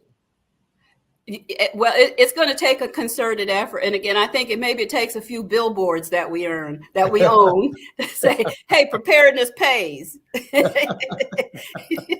Preparedness pays. Did you get the girl? You got the $1,000 shoes, but did you really get the girl? Well, I, for one, think that anytime it rains, it's important for us to teach ourselves that the bigger the umbrella, the less wet you get. So I think Well, Kevin, you see, that's an imagery. Again, I am so convinced it's going to take an imagery industry. Yeah. And therein, the preparedness industry is really the blockbuster opportunity for African Americans to get into. That should become our brand identity, our export. And just that imagery that you shared, the biggest umbrella, there you go. That's a meme. That's a 30-second PSA about the importance of financial preparedness. So that's how we do it. Make preparedness cool. That's how you really get the girl. That's how the woman really gets the guy, not being needy. But when he asked her, do you 5, 10, 10? Look, here you go. Do you 5, 10, 10, 75 your dollar? And she says, yes. Will you marry me? All right, we might be going a little bit too far on this. We're getting all the way down to the marriage lines. However, it's that basic that it really is. between men and women, it's collaboration, kinship, security, common that goals. Applies to wherever you fall on the law of attraction scale. The idea of collaboration and the idea of being aligned, particularly with finances, is extremely important, especially if you're looking for long-term relationships. It's clear that, there are two areas that are the most challenging areas, and that's one of them. Absolutely. And who do you want in your foxhole? Yeah, exactly. Do you want someone prepared or unprepared? So before we go, let's talk a little bit more before we go back over some really easy to remember tools that they can incorporate, and also how they can find you. Okay. And so the most accessible tool, if you're not where you want to be financially, and this is with regard to people who are solopreneurs, entrepreneurs, people who are employees. If you're not where you want to be financially, look at doing a preparedness audit of your dollar. And I have the tool on my website at ipreptothrive.com. It's called Cash Flow 5, 10, 10, 75. You can either download the free Excel spreadsheet where you enter your dollar, and over the course of a month, enter your expenses, and it's going to show you if you're spending over 75%. If you are, I have additional tools to show you how to reduce and to save, to retreat almost from 25% of your spending. Some of these changes are going to be difficult. So that's the first thing, retreating from spending. If you're overspending, retreating from it, and saving and acquiring your tier 1 cash stash. That's number one. And then beyond that, you have to, again, make preparedness a family affair. As Kevin mentioned, you have to begin to incorporate it and teach preparedness early. So that's what I do. I teach, I mentor on financial preparedness now for young people. And it needs to become our next cultural export, I say, so that we will be financially accumulate wealth as we should. Again, that 2353 statistic is very ominous, and it's very it could become very true if we're not accumulating wealth. We have an income. We make an income, $1.6 trillion a year. Mm-hmm. But we don't churn that 1.6 trillion, and we don't save at least 10% of it. That's why that statistic may have a lot of veracity because there's reasons for it. And again, not making a will and a living will, because, you know, at the end of our lives, we may have made a lot of money, but then if you make no provision, it may go to probate, which consumes a lot of wealth, causes family division and other costs. So basically, so I have resources on my website, www.ipreptothrive.com. You can write to me at pam@ipreptothrive.com. And I am more than happy to share those resources and a personalized plan. If you're not where you want to be financially, let's start at that tier 1, financial preparedness and empowerment. Well, I, for one, would love on behalf of the Black Business Network to thank you for all this valuable information. And one more time, I want you to give your website and other places that we can find you.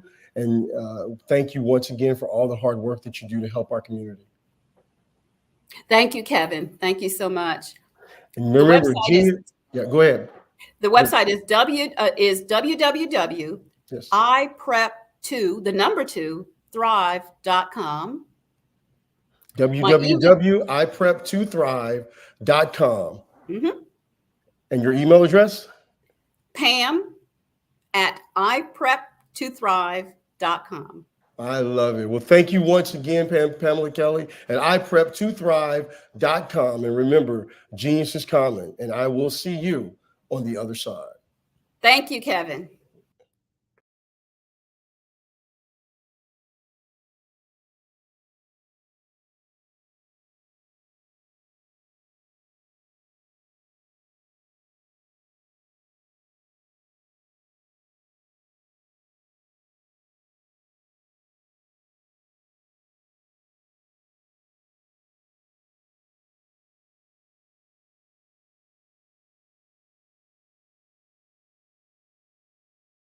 I'd like you to imagine with me, if you will, opening an app where you can collaborate with like-minded individuals from around the world, get inspiration and in-app tools to launch and grow your business, as well as share your knowledge and earn compensation, all in one app.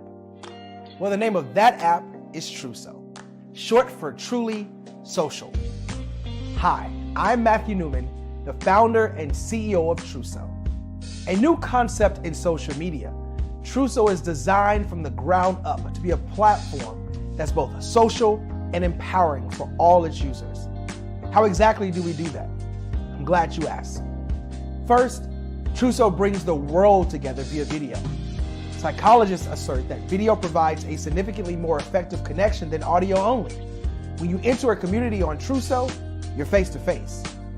Second, on Truso, you don't have to have 1 million followers to monetize. Our business model allows all hosts and moderators to monetize, no matter the size of your following, by 1, producing fee-based content, and 2, inviting others to join the platform as subscribers. Even more, Truso has an in-app resource library with over 100 free resources, forms, and documents to help you build your brand and grow your business.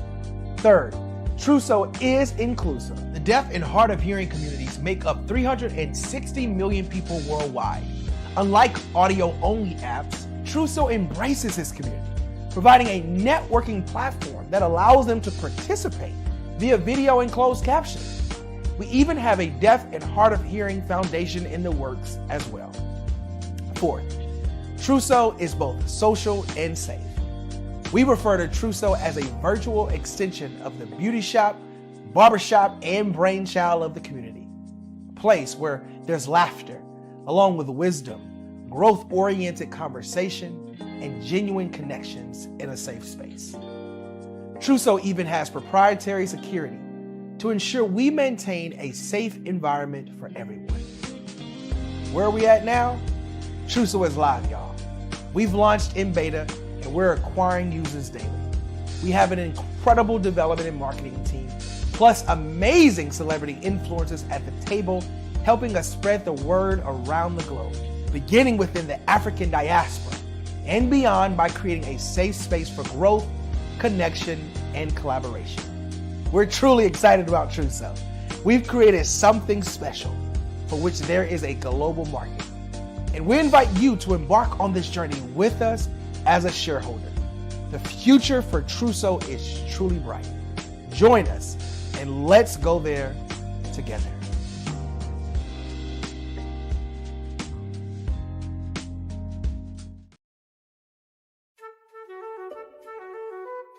This is Dr. Arnold T. Petsworth. He's the owner of Petsworth Vet World, a veterinary clinic in Hopton, Connecticut. His patients include dog, cat, frog, fish, Goldie, dog, and this alpaca. Due to doctor-patient confidentiality, we can't tell you their names. Business at Vet World was steady, and then quarantine hit. Neighbors brought new four-legged friends into their homes. Bunnies. Bunnies everywhere. Dr. Petsworth welcomed these new patients with open arms. The only problem? There were more appointments than he could manage.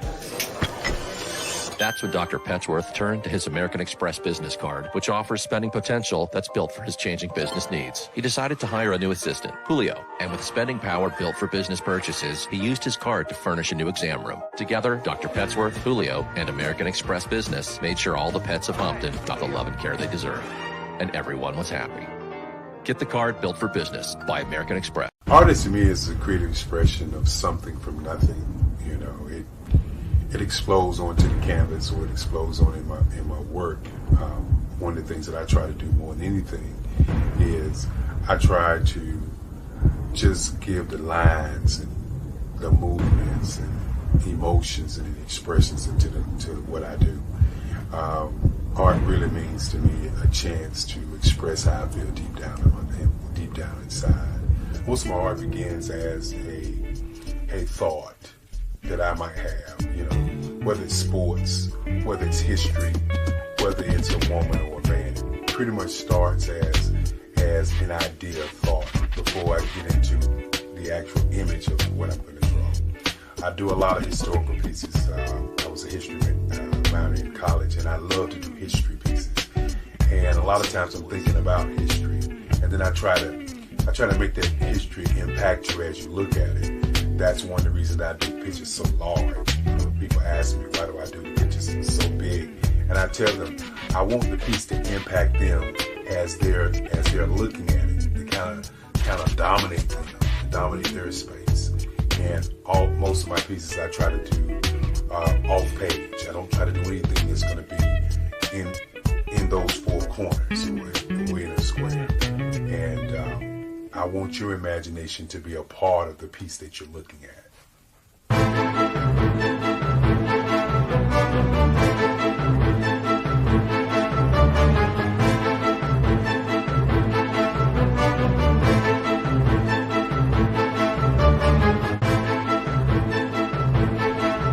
The way I feel when I'm drawing, when I'm creating something, is I feel free.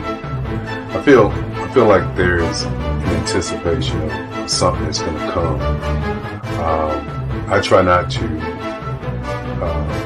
draw first. I try to draw second. And what I mean by that is I try to allow myself to kind of get into the piece and just relax. Sometimes I miss time. I'll draw 2-3 hours, sometimes 4 hours. And while I'm drawing, it's just a free. I just feel free. I mean, I feel like time stands still.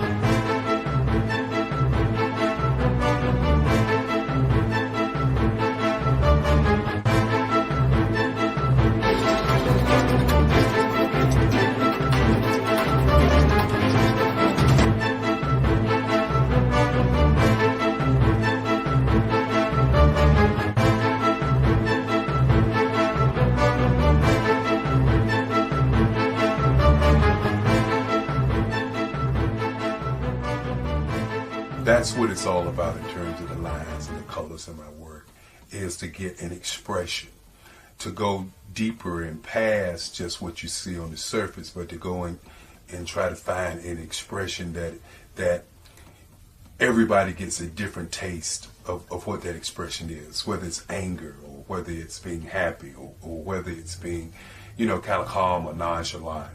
That expression that people take away from the piece is the most important part of what I do as an artist. Bold is the size of my pieces, where I try to do the piece larger than life, to kind of push forward toward you. That's what the boldness is all about. It's not so much about the lines, it's about the size.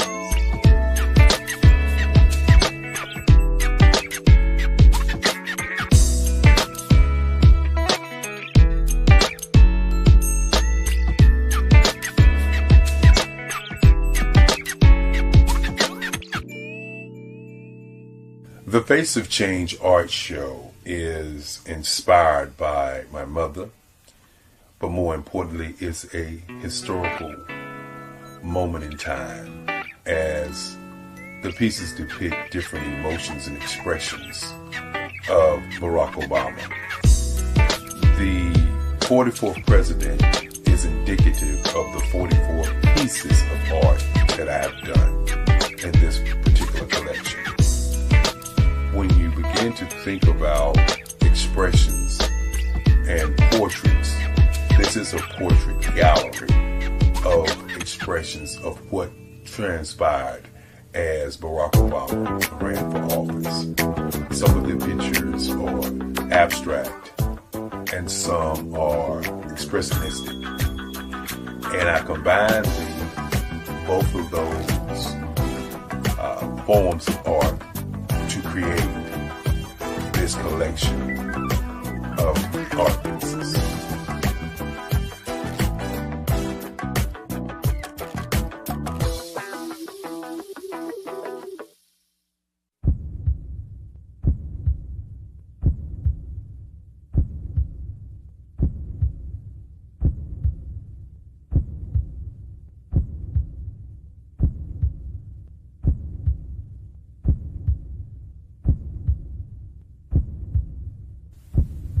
Overcomer, brilliant,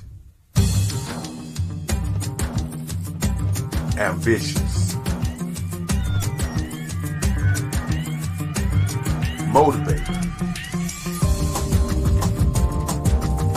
awesome. Obama.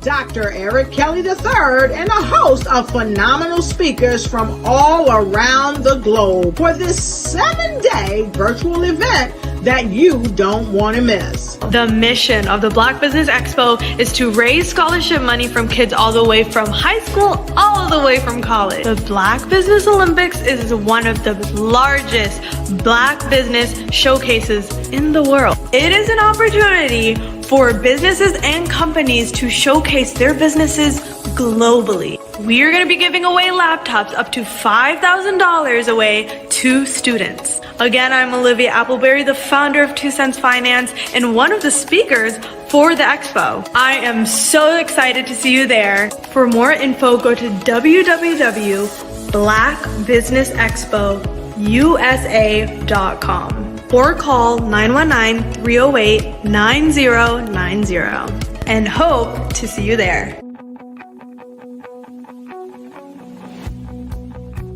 I am Black business. From the moment I wake until the time I sleep. Yes, I am Black business. I am Black business. Tell me, are you Black business? I am Black business. Do you support Black businesses? Listen, I support Black business because I am Black business. Black Business Expo, one of the largest business showcases in the history of Black business in the world. The world! Sign up today at www.blackbusinessexpousa.com or call 919-308-9090. I am Black business. I am Black business. From the moment I wake until the time I sleep, I am Black business. I am Black business. Are you Black business? I am Black business. Do you support Black businesses? I support Black business because I am Black business. Black Business Expo, one of the largest business showcases in the history of Black America in North Carolina. Sign up today at www.blackbusinessexpousa.com or call 919-380-9090. I am Black business. I am Black business. From the moment I wake until the time I sleep, I am Black business. I am Black business. Are you Black business? I am Black business. Do you support Black businesses? I support Black business because I am Black business. Black Business Expo, one of the largest business showcases in the history of Black America in North Carolina. Sign up today at www.blackbusinessexpousa.com or call 919-380-9090. I am Black business. I am Black business. From the moment I wake until the time I sleep, I am Black business. I am Black business. Are you Black business? I am Black business. Do you support Black businesses? I support Black business because I am Black business. Black Business Expo, one of the largest business showcases in the history of Black America in North Carolina. Sign up today. How many times have you been asked to help someone you didn't even know, a student, a business entrepreneur, or did you ever even ask, where did they end up? That business, that friend, that entrepreneur. Well, just maybe they ended up in a gang, bankrupt, homeless, or worse, dead. Maybe they turned to crime, drugs, and alcohol. Did you ever wonder? Did you destroy their dream, or was your life always so easy? At the Black Business Olympics, we started a movement to help students complete. Give them hope and foster success. Help them to leave their dreams of providing laptops, computers, and up to $5,000 in scholarship funds. Today, we ask you to help a student, a business owner, or an entrepreneur to realize their dream by sponsoring them, supporting them, and buying from them. Consider this. With $1.6 trillion in our Black community, we only ask for a small donation for our students, our businesses and our entrepreneurs. And you can change a life today. So I ask you, what are you going to do? Sit on the sideline and watch our students in high school be losers, miss out on their dreams from lack of resources?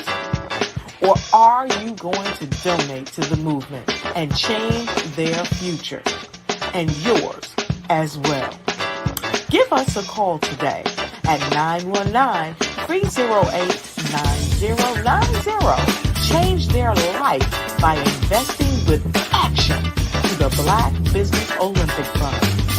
The Black Business Olympics, one of the largest business showcases of Black business in the history of the world.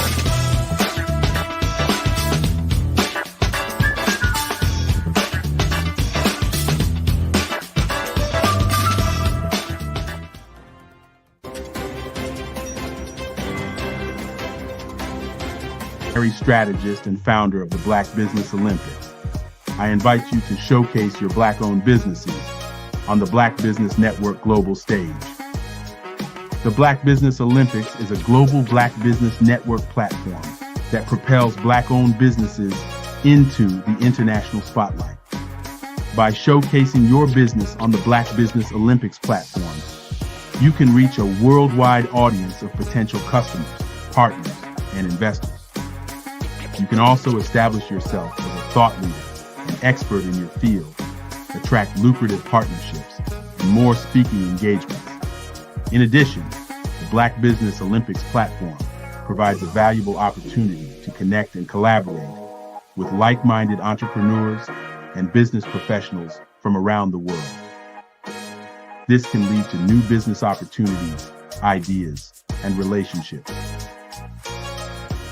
Finally, by sharing your story and expertise on the Black Business Olympics platform, you can inspire and empower others. This is a powerful way to make a positive impact on the world and leave a lasting legacy. If you are a Black-owned business owner, I encourage you to seize the opportunity to showcase your business on the Black Business Olympics platform. It is a once-in-a-lifetime opportunity to make an indelible mark on the world. Be one of the 1,000 visionary entrepreneurs who are changing students' lives, shaping industries, hey, your content is inspiring, it actually helped me. Are you going to unleash your voice on our global stage and watch your business thrive? Black Business Olympics is one of the largest Black business showcases in the history of Black business in the world. Yes, the entire world.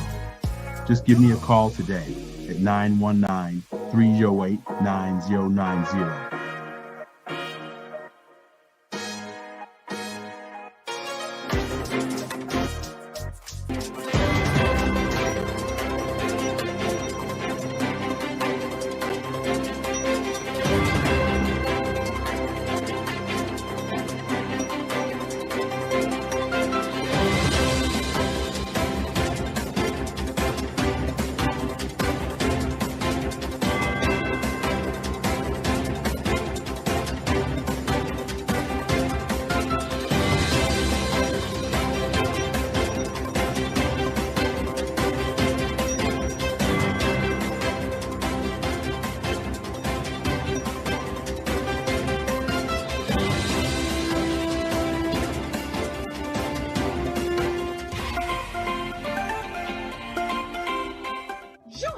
Dr. Eric Kelly III and a host of phenomenal speakers from all around the globe for this 7-day virtual event that you don't want to miss. The mission of the Black Business Expo is to raise scholarship money from kids all the way from high school, all the way from college. The Black Business Olympics is one of the largest Black business showcases in the world. It is an opportunity for businesses and companies to showcase their businesses globally. We are going to be giving away laptops up to $5,000 away to students. Again, I'm Olivia Appleberry, the founder of 2 Cents Finance and one of the speakers for the expo. I am so excited to see you there. For more info, go to www.blackbusinessexpousa.com. or call 919-308-9090 and hope to see you there. I am Black Business. From the moment I wake until the time I sleep. Yes, I am Black Business. I am Black Business. Tell me, are you Black Business? I am Black Business. Do you support Black businesses? Listen, I support Black business because I am Black Business. Black Business Expo, one of the largest business showcases in the history of Black business in the world. The world! Sign up today at www.blackbusinessexpousa.com or call 919-308-9090. I am Black Business. I am Black Business. From the moment I wake until the time I sleep, I am Black Business. I am Black Business. Are you Black Business? I am Black Business. Do you support Black businesses? I support Black business because I am Black business.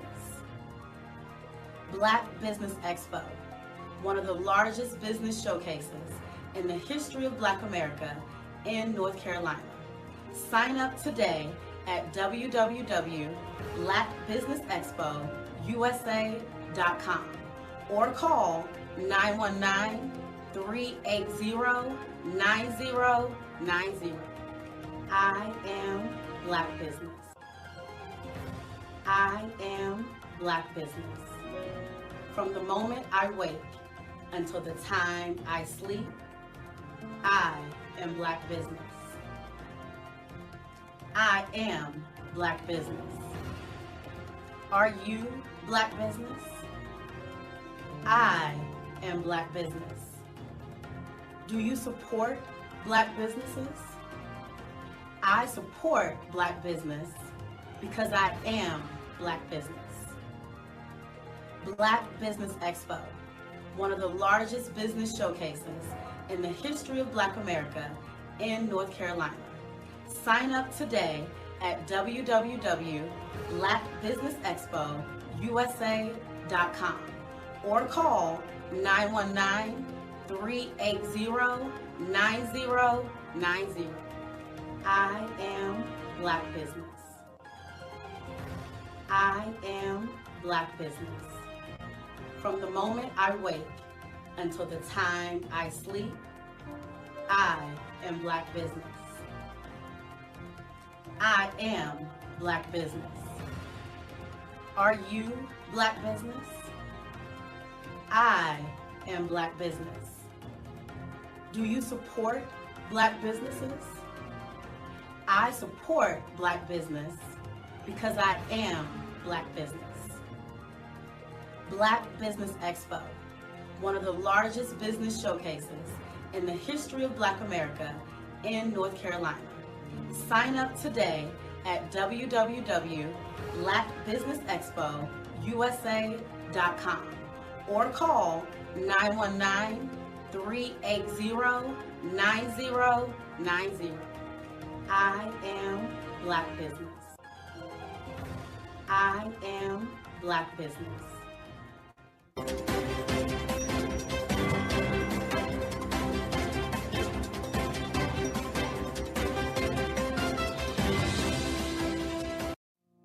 Did you know that approximately 333.34 million businesses exist today, according to a report from 2021?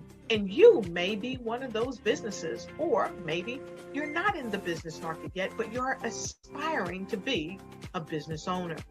Well, guess what? You're in the right place at the right time. Because let's face it, everything is about timing and opportunity. Hi, my name is Dr. Lotus Rashay, and I'm the CEO and founder of the Lotus Richey Coaching and Consulting LLC, along with the Lotus Richey Ignite Show. 15 minutes of success with Dr. Lotus Richey, as well as books to boom your business and bring who you are.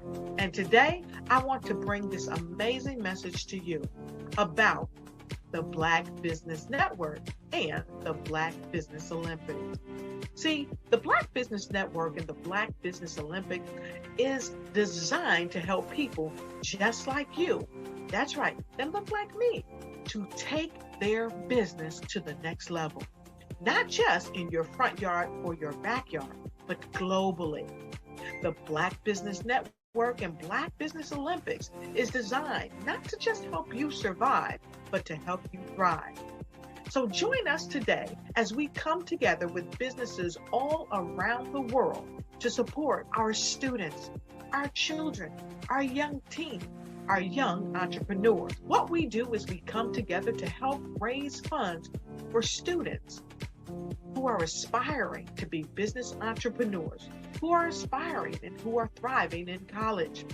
We endow them with a wonderful opportunity to gain scholarship of either a laptop or several thousands of dollars.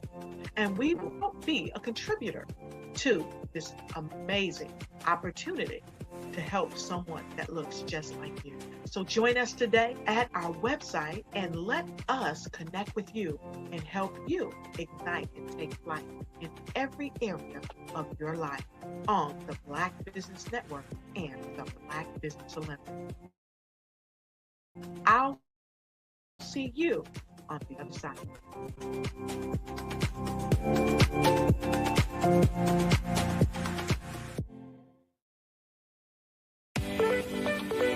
You are in the right place at the right time. The Black Business Network opens again for its Black Business Olympics, a 24/7 broadcast on business, strategies, global branding, social media marketing, finance, advertisement, and much, much more. Featuring the top, most powerful entrepreneurs and speakers and thought leaders from all around the world as they gather together for this phenomenal event.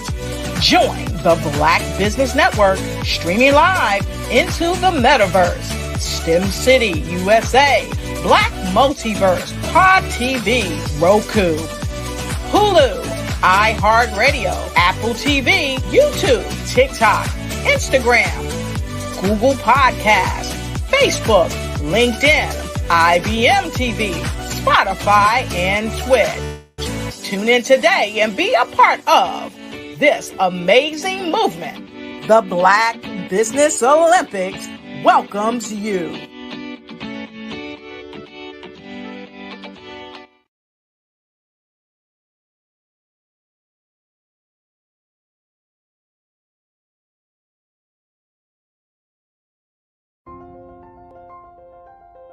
What if you could build your own city? A place where every child can find nurturing people to help them achieve their full potential. A place where every adult can access job training support.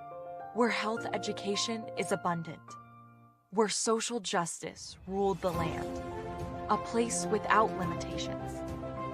Welcome. You have arrived at STEM City USA. It is what every city should be. A safe and trusted community where you find people and resources to help you become everything you are and beyond. STEM City is unlike anything you have ever experienced. It is a digital twin of the world around you, only better. STEM City is about energy and soul renewal. It is more than a digital world. You can almost feel the power of live cultural events, music, and theater.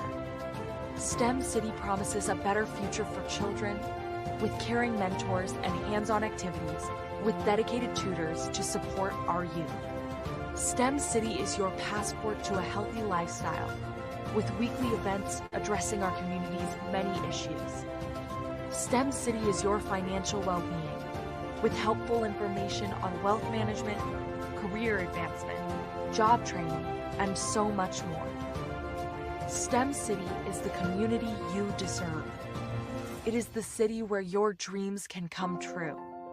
STEM City USA, a place in the sky that is accessible to all who reach for the stars.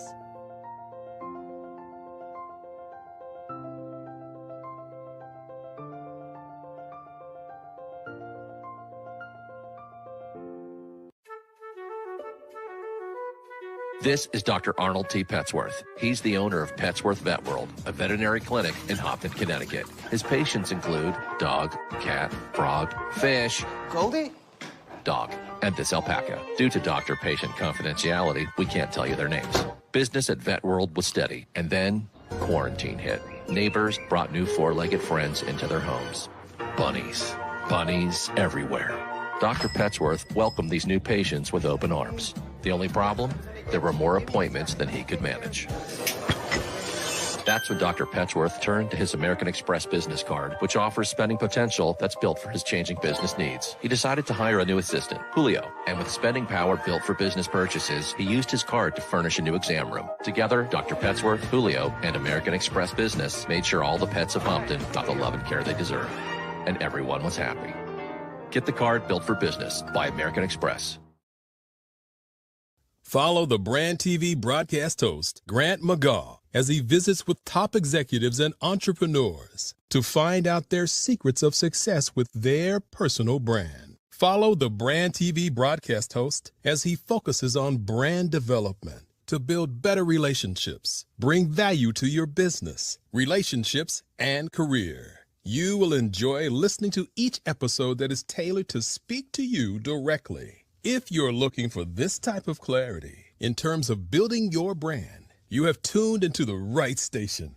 Each episode will help you to shape a conversation in the 5-star BDM network of 20,000 professionals and become a springboard for your corporate engagement and business opportunities. Each guest will frame their story in the areas of personal branding, business development, career development, financial empowerment, and technology innovation. Grant McGaw explains why he is the CEO and owner of his own professional career. Grant is an accomplished business leader and entrepreneur who wants to give back to individuals to grow their personal brand strategy. Tune in as he weaves his story about new possibilities, while to you exceed expectations. If you love storytelling, this show will make for fun.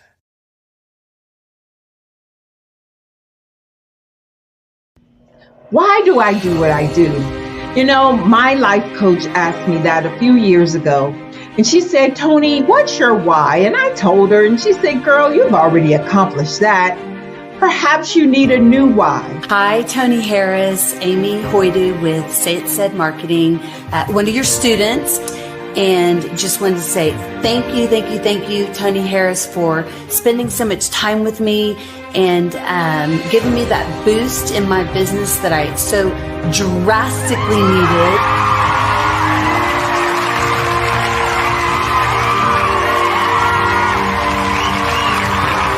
My why is to touch, move, and inspire my clients to take drastic. This is Dr. Arnold T. Petsworth. He's the owner of Petsworth Vet World. Business was steady, but then an influx of new four-legged friends changed everything. Dr. Petsworth welcomed these new patients. The only problem, more appointments, meant he needed more space. That's when Dr. Petsworth turned to his American Express business card, which offers flexible spending limits that adapt with his business.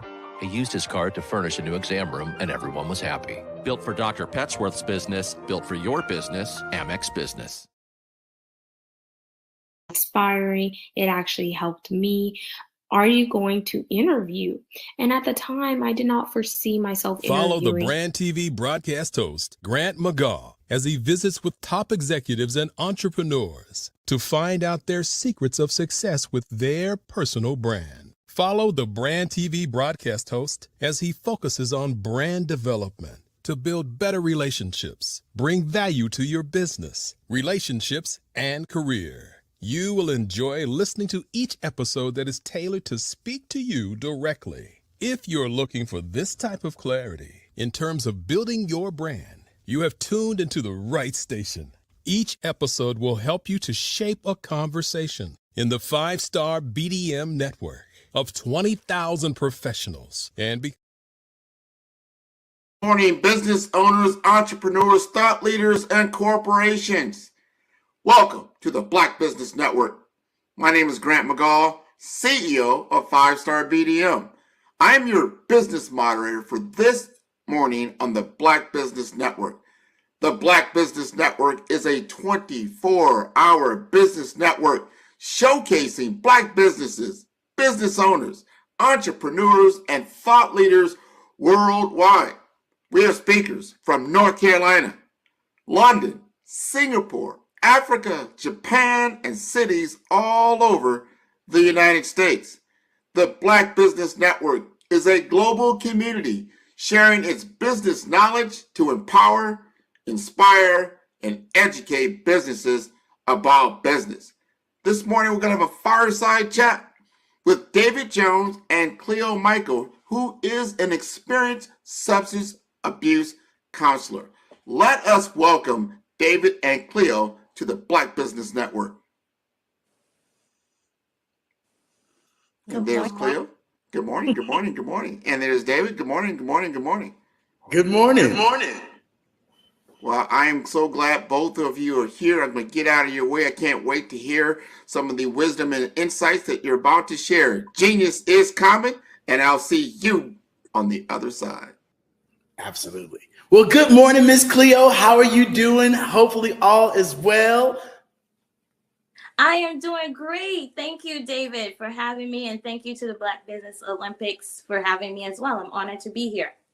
Awesome, awesome, awesome. Well, I just have to say, if you guys have never heard Miss Cleo, she is absolutely amazing. This woman has transformed her life. She's been able to just take action and show up. And I am just so proud of what she's done, who she's become. And, this is going to be a very inspirational fireside chat that you guys are going to be able to get inside of who Miss Cleo Michael is at the end of the day. And so, you have your business, set yourself free. I would love to know, what inspired you to come up with that name, especially helping women break through, their emotional stagnation. Why that name? Talk to us. Okay, David, thank you for asking. Why that name? Because from my own personal experience to begin with, I had some challenges that I faced in my life, specifically with failures, right? So I had a fear of failure, and there were a number of things that contributed to that fear. Some with failing academically, in classes. Another big failure for me that I thought at the time, right, was having a miscarriage of my very first pregnancy. So that was a huge failure that I perceived at the time. And so because of that, and because of the thoughts that I was having in my head, because of the things that I experienced, right, I became stuck. Right? I was stuck in depression, stuck with anxiety, stuck with my negative thoughts that really weren't working for me. And it got to a point where I got tired of being sick and tired of being stuck. So I decided, you know what? It's time to set yourself free. And I was able to do that because I had the background in counseling and I kind of knew what to do. I just wasn't doing it, right? I wasn't taking action in my life. So I needed to set myself free. And because I was able to do that by following some steps, there came the name, Set Yourself Free. And I was like, you know what? It's worked for me. And hopefully this will work for someone else. I can't keep this to myself. I've got to share it. And so there comes Set Yourself Free life coaching and the process that I teach women. I love it. I love it. And something I now, fully grasp it now because you said it, right? Nobody could do anything for you. You had to make yourself, do that. And you were just sick and tired of being sick and tired. And that's really what it comes down to, is that people have to, be willing to make that commitment that we talked about. People have to be able to say, you know what, I can do this, and really believe it in themselves and, you know, just going forward and showing up every single day. And that's, you know, what you do every day. And especially, you know, with you coaching and sharing with other people your story, because, you know, that's the one great thing about what you do, you know, is that you've been down this road. This is something that you get to help other people with. So, you know, with that being said, can you give us, you know, a success story, you know, or transformation from one of your clients that truly, it gave impact, you know, of what you do and how you do it? Yes, I sure can. I remember this one lady I was working with. When I met her, she had feelings of low self-worth. She didn't love herself. And as a result, she wasn't able to allow her spouse to love her, right? She felt like the love that was being shown to her, she was not worthy of it because of her own feelings inside. And so when we got together, and she told me her story. She told me a little bit about her past, some past experiences that was clearly impacting her in the present. So we started there, right? We started working on the trauma from the past that was impacting her in the present. Not going into the trauma to have her relive it, because that's not what we do, right? We don't want to re-traumatize people, but really looking at how it was impacting her today, right now. And once we were able to do that, work through that, help her to get an understanding that these traumas that she experienced does not define her, especially now, right? And then we started working on positive affirmations. We did an exercise where she had to write 3 things that she loved about herself every day. And we did that for about a month. And in the beginning, okay, it was challenging for her, right? Because she was at a low point in her life. It was challenging, and as it is for everybody. When you get to that point where you're feeling down and somebody says, hey, let's bring you up and let's start doing this positive stuff. It's like, whoa, wait a minute. I'm so used to this negative mindset right here. I'm not sure how this will work. So there's that skepticism that you have to get over. But she did it, right? Every day, she got a journal and she wrote 3 things that she loved about herself. And we would meet every week and not only share her progress, but share what she wrote in her journal. And to watch her grow and feel good about herself was amazing, right? She went from not being sure, not really knowing what to write, you know, and then as they went along, she was like, Miss Cleo, I got to tell you, I can't stop. I just find things that I love and I appreciate about myself.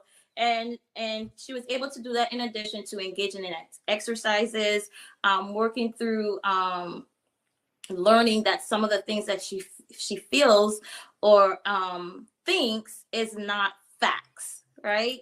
And so we had to do that with regards to her relationship, working through that, knowing that if my partner says that they love me, and I have to embrace that. And she, at this point today, she's able to do that. I spoke with her recently through text message, and she was just telling me how wonderful she's doing and how happy she has been in her life right now today. But that transformation from taking her from being stuck and then taking her to now where she appreciates herself, she loves herself, she feels good about herself, she does activities that, you know, makes her feel good, you know, not just as a person, but as a woman. That was amazing. You know what? And I think that's the most beautiful thing, is really being able to help somebody believe in themselves and really pull them up, right? And sometimes that takes, you know, recollection and reflecting on the past. And as somebody shared with me yesterday, you know, a lot of the times we think of the regrets other than the reflections. And sometimes, you know, the reflections, you know, really turn into regrets. But really the reflection should be a lesson learned of understanding these things and how they play out. And yes, ladies, if your man tells you he loves you, he loves you. Okay. So I don't think she was the only one, or the other gentleman was the only one having that. That happens all the time. But, you know, what are some of the unique, you know, coaching techniques and methods, you employ to help, women overcome these emotional challenges and, regain their freedom at the end of the day? Okay, so one of the things that I do is I meet every client where they're at, right? There's not a one size fit all for every client. Everybody is different, right? But you meet them where they're at with regards to the stages of change, right? Because someone might come to you and they might be in pre-contemplation, which is, appears like denial, although some people don't like to use that word denial, but they're not able to see the issues that are going on in their life despite all the warning signs that are taking place. Meeting them there, meeting them in contemplation, and then working them through that process until they are able to take actionable steps and then maintain those steps. So that's one thing that I do, is utilizing the stage of change. The other thing is guided imagery. I use that with my workbook. I have a workbook. It's called Setting Yourself Free with the Triple Ps. And the triple Ps are having passion, a positive mindset, and perseverance. Those three things are important, right? To make that transformation or make that transition from being stuck to getting unstuck. You have to change your mindset. And then you also have to have that passion, that burning desire, that tired of being sick and tired, right? And ready to change. And then perhaps you don't know how. So that's where I come in, right? Or anybody else who you may go to, right? That's where they would come in to help transition you through that. So those are some of the key things that I utilize when working with clients to kind of shift them through that process.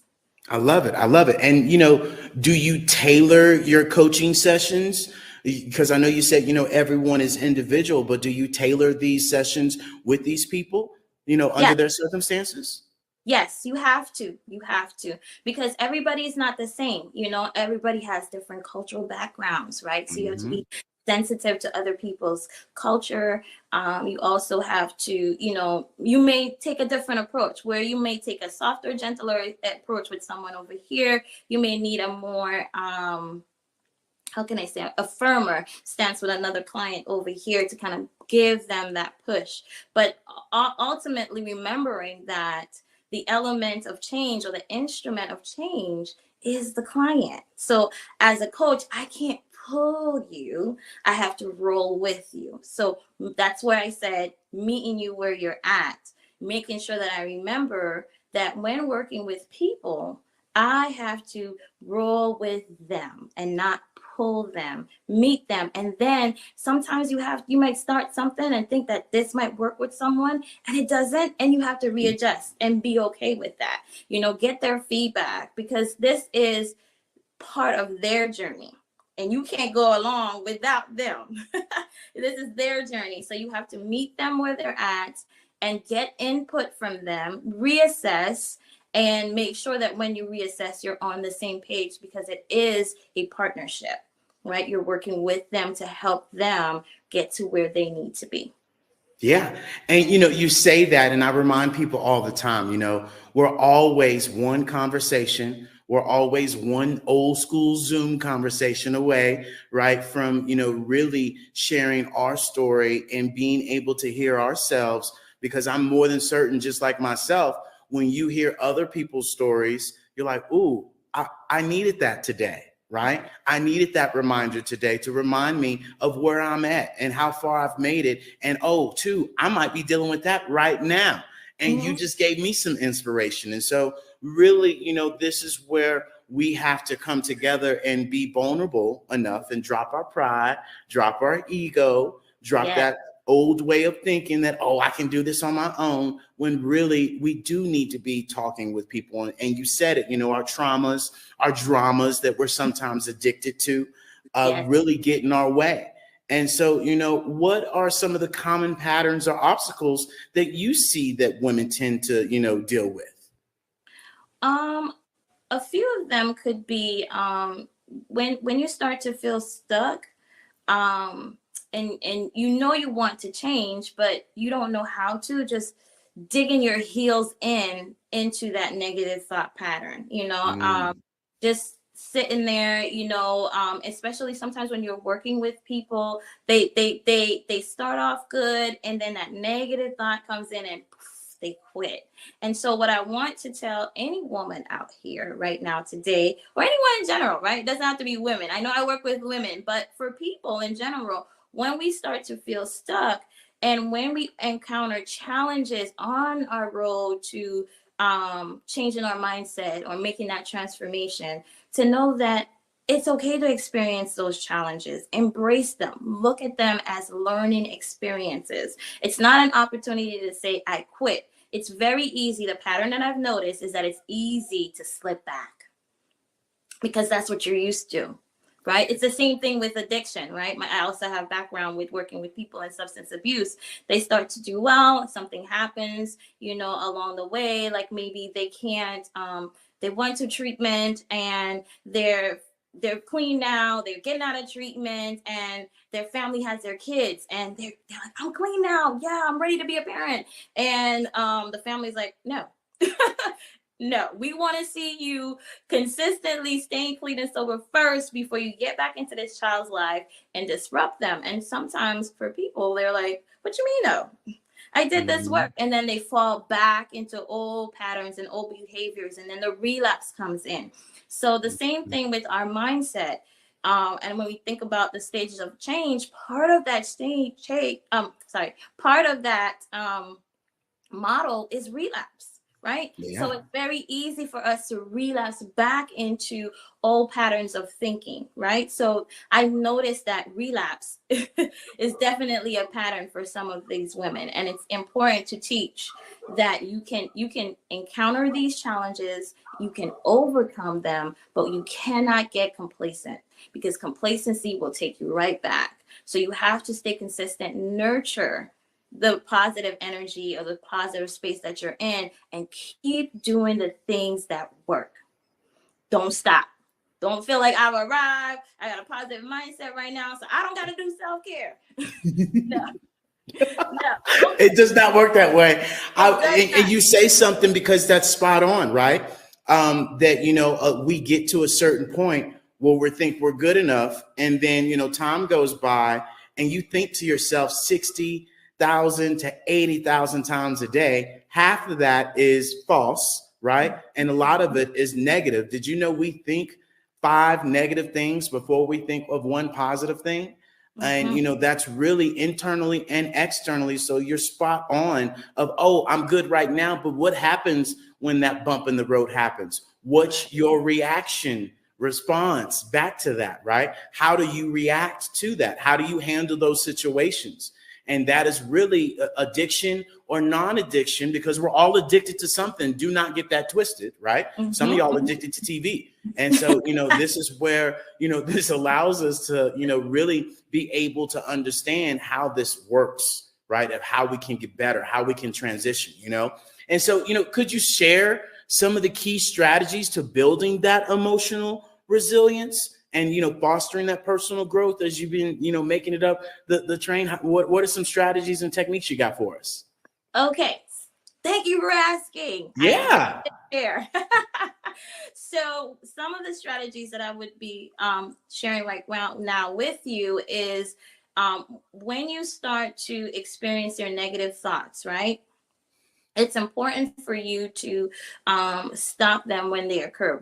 First of all, you need to become aware of them, right? And aware that they're happening, how frequently they're happening. And then once you become aware, you're able to stop them, right? So you want to stop them, and you do that by either reframing that thought, right? Mm-hmm. Or replacing it with a positive or more empowering thought, right? So if I was someone who would say something like, I can't, right? I want to change from I can't to maybe I can learn, right? Because if you can't do something, hey, I can learn, and I may not be able to do it yet, but with practice, I will get there. See how that's a different shift, how it's reframing that versus staying stuck in I can't, I'm going to quit now, right? Mm-hmm. It's I can't right now, but with practice, with asking for help, right? Because some of us don't like to ask for help. But if I ask for help, I can. So I often teach people to reframe their thoughts using 3 statements, right? I can, I am, and I will. And then you can follow that with whatever it is that you're going to do. So that's one thing. The other thing, the other thing is, once we get a shift in our mindset, right, we want to make sure that we maintain that with self-care, right? So that's where we do things that we enjoy, activities that we enjoy, that is going to help us to relax and bring an overall well feeling to ourselves, right? So if I'm doing things that I love, I'm going to feel better about myself, right? So you can pamper yourself, you can go bowling, join a book club, something that relates to you, right? Not something I would do, right? So when I work with clients, I ask them what they like doing. I don't tell them, because it's important for you to do what works for you versus what I tell you to do, which will make it less likely for you to do it anyways, right? Because you're not into that. If I say go walking and you're like, I don't walk, you're not gonna walk. And then some people get stuck right there. Well, she told me to walk, I don't walk, I quit. So you want to connect with things that you enjoy doing, right? And then you want to also think about implementing gratitude into your life, because staying every day, 3 things that you're grateful for, that also changes how you feel, right? And it helps you to stay positive even when negative things or challenges or obstacles are occurring in your life. So you want to practice self-care, you want to practice gratitude. And if you have a connection with a higher power, God, that's for me, but everybody's different, right? They have different beliefs in spirituality. Then you want to practice some form of spirituality, whatever works for you, right? So making that connection is important. And then I say perseverance, right? Constantly doing it, knowing that you have to continually do these things and nurture that transformation that you're making. So to sum it up, you want to make sure that you reframe your thoughts, right? Change negative thoughts to positive ones, and they have to be empowering, right? Yep. And then you want to engage in activities that you enjoy, that is going to help you relax, because guess what? If you're relaxed, less stress, less anxiety, less depression, all the things that we're trying to get away from, and less of the feeling that you're not worthy. So you want to change that mindset and engage in things that you enjoy. Make sure you get enough sleep. That's important. And make sure you take care of your health as well, right? You want to make sure you go to your doctor's appointments and so you can stay healthy, because you need a healthy mind, but you also need a healthy body too. Boom. Right? So we got to take care of ourselves, pay attention to what we eat, and then everything works in balance with each other. So yeah. I love it.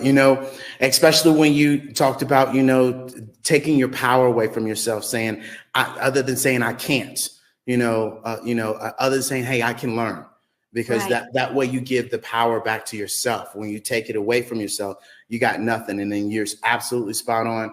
Without your health, nothing else works. It's 1% of your day. Do some jumping jacks, do some sit-ups, go around the block for a walk, right? Take the dog for a walk, right? Do something other than nothing. And a lot of the times, depression, anxiety, all of those things are in line with how you take care of your health. Yes. I know for me, if I'm feeling like I'm a little upset or anxiety, I'm going to hit this Mexico Hill, and that's going to take the anxiety out of me real quick. Okay. Being 6,000 feet up in the air. And I'm real happy when I get back home. Okay. And so, this is where you guys really have to be able to understand how this all works. And, I'm going to move along here, and ask, this question: what role in self-care, in your coaching processes, and how you guide your clients, in prioritizing that, right? And their emotional well-being? Well, as we've been saying, self-care is important. It is at the utmost priority, right? To make sure that we are practicing self-care. And as I say, it doesn't have to be expensive. You don't have to spend a whole bunch of money, but, just simple changes, right, can help change how you feel. Because remember, if you don't know, I'm going to tell you, how you think drives how you feel, and how you feel drives how you act, right? And we have to learn that all three of these things are connected. So if we change the way we think and we change the way we act, right? We put in a self-care activities, then we're going to change the way that we behave, meaning how we respond in our environment and how we respond to others and how we take action in our business. That's important too, because everybody on here, our business has some type of business, right? So that's important. And we have to learn how to respond versus react, right? Reaction is that knee-jerk thing that we do. So if we can get in control of our mind, right, and not let our minds be in control of us, then we make better decisions. And part of that, absolutely, to keep all of that in check, is self-care. It is very important. I can't stress that enough. I love it. I love it. And in your experience, what are the most rewarding aspects of witnessing women, regain their emotional freedom and take control of their lives? I love doing it. I enjoy doing it. I like watching the transformation of someone when they come into you and they tell you what's going on, and watching them take actionable steps, right? From where they were before, feeling like they couldn't do it, and then pushing and motivating them. But most importantly, I enjoy supporting them, letting them know, listen, you can do this. This is absolutely attainable. I got you. We can do this together. And watching that partnership grow and that belief grow in themselves, I love it. It's the best feeling. I enjoy doing it. So that's what it's for me. It's watching the Did you know that approximately 333.34 million businesses exist today, according to a report from 2021? And you may be one of those businesses, or maybe you're not in the business market yet, but you're aspiring to be a business owner. Well, guess what? You're in the right place at the right time. Because let's face it, everything is about timing and opportunity. Hi, my name is Dr. Lotus Richey, and I'm the CEO and founder of the Lotus Richey Coaching and Consulting LLC, along with the Lotus Richey Ignite Show. 15 minutes of success with Dr. Lotus Richey, as well as books to boom your business and bring who you are. And today, I want to bring this amazing message to you about the Black Business Network and the Black Business Olympics. See, the Black Business Network and the Black Business Olympics is designed to help people just like you, that's right, that look like me, to take their business to the next level.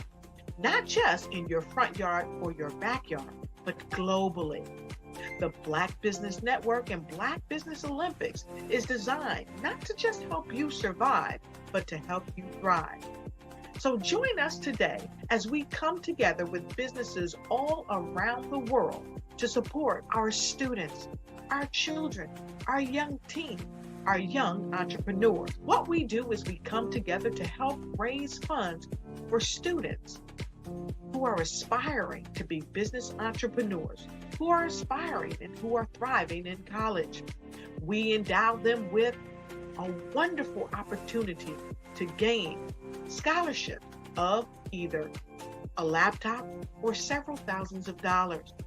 And we invite you to help be a contributor to this amazing opportunity to help someone that looks just like you. So join us today at our website and let us connect with you and help you ignite and take flight in every area of your life on the Black Business Network and the Black Business Olympics.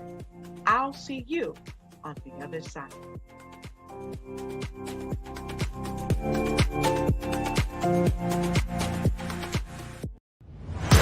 Social media is evolving. It's more vibrant, more colorful, more energetic, and so are you. It's not just photos anymore.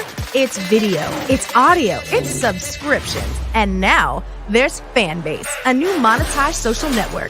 Fanbase delivers the complete native app experience with full content monetization for every user. No algorithms that shadow ban your engagement or growth, and no ads.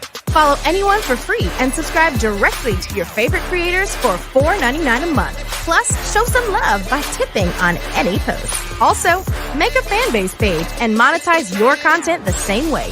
Finally, connect with your followers by posting the amazing content you already create. And now, get paid for it. It's time to energize and monetize, because everyone's a fan of something and everyone has a fan base.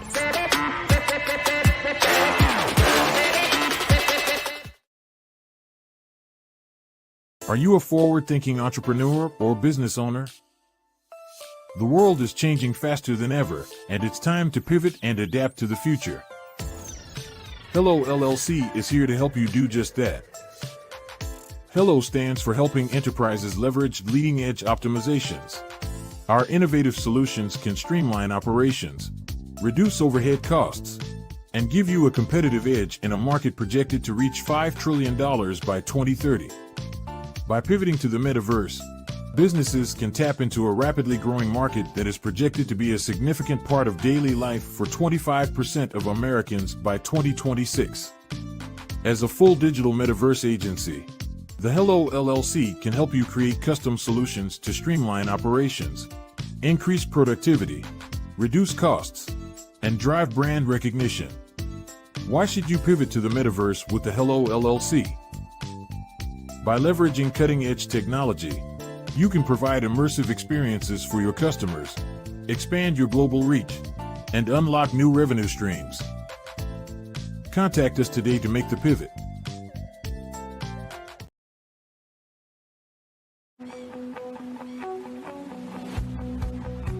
I am Black Business.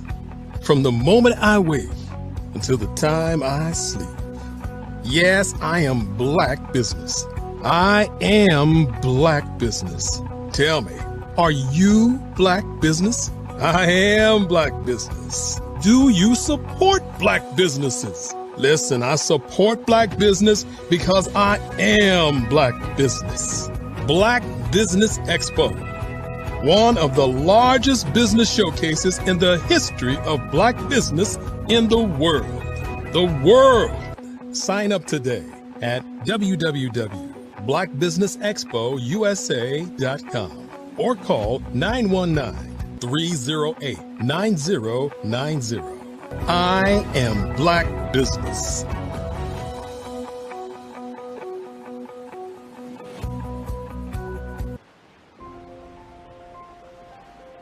What if you could build your own city? A place where every child can find nurturing people to help them achieve their full potential. A place where every adult can access job training support, where health education is abundant, where social justice ruled the land. A place without limitations.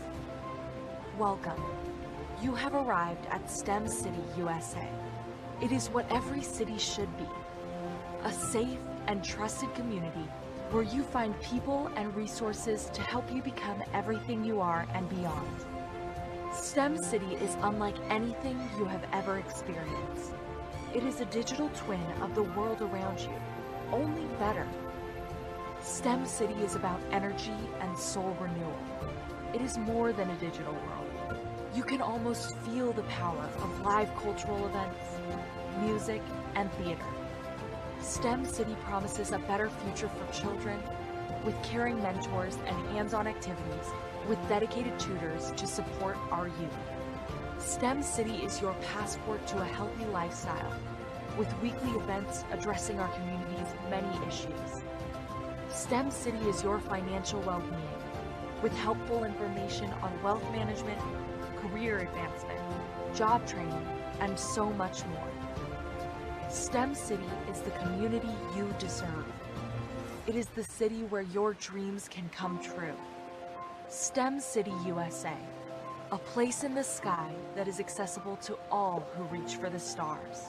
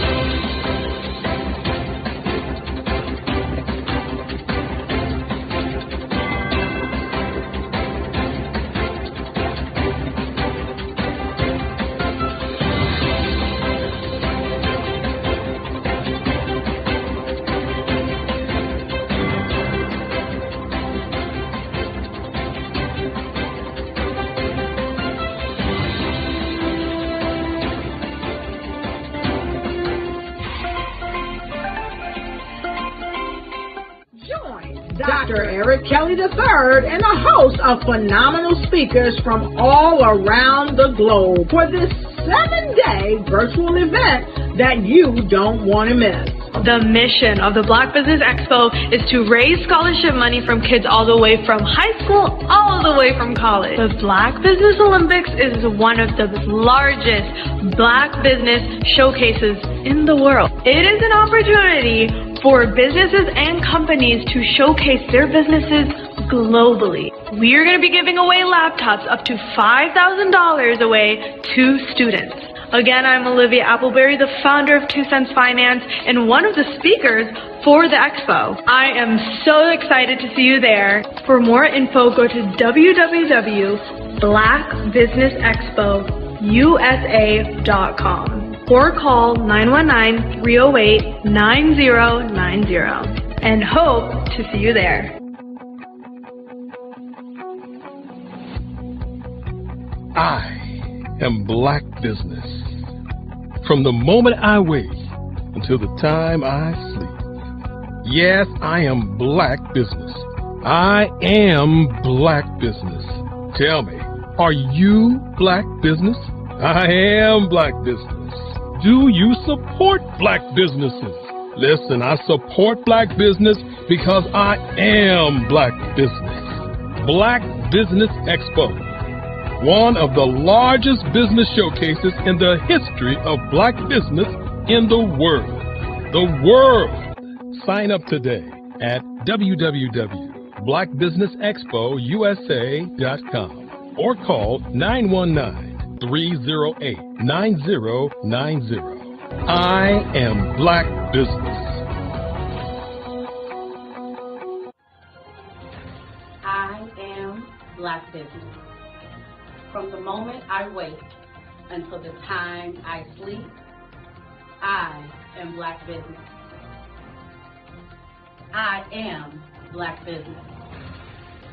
Are you Black Business? I am Black Business. Do you support Black businesses? I support Black business because I am Black Business. Black Business Expo, one of the largest business showcases in the history of Black America in North Carolina. Join Dr. Eric Kelly III and a host of phenomenal speakers from all around the globe for this 7-day virtual event that you don't want to miss.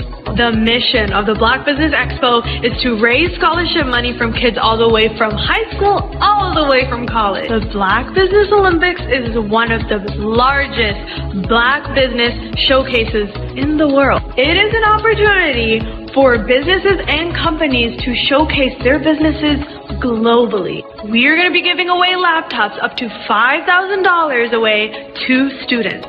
Again, I'm Olivia Appleberry, the founder of 2 Cents Finance and one of the speakers for the expo. I am so excited to see you there. For more info, go to www.blackbusinessexpousa.com or call 919-308-9090 and hope to see you there. I am Black Business. From the moment I wake until the time I sleep. Yes, I am Black Business. I am Black Business. Tell me, are you Black Business? I am Black Business. Do you support Black businesses? Listen, I support Black business because I am Black Business. Black Business Expo, one of the largest business showcases in the history of Black business in the world.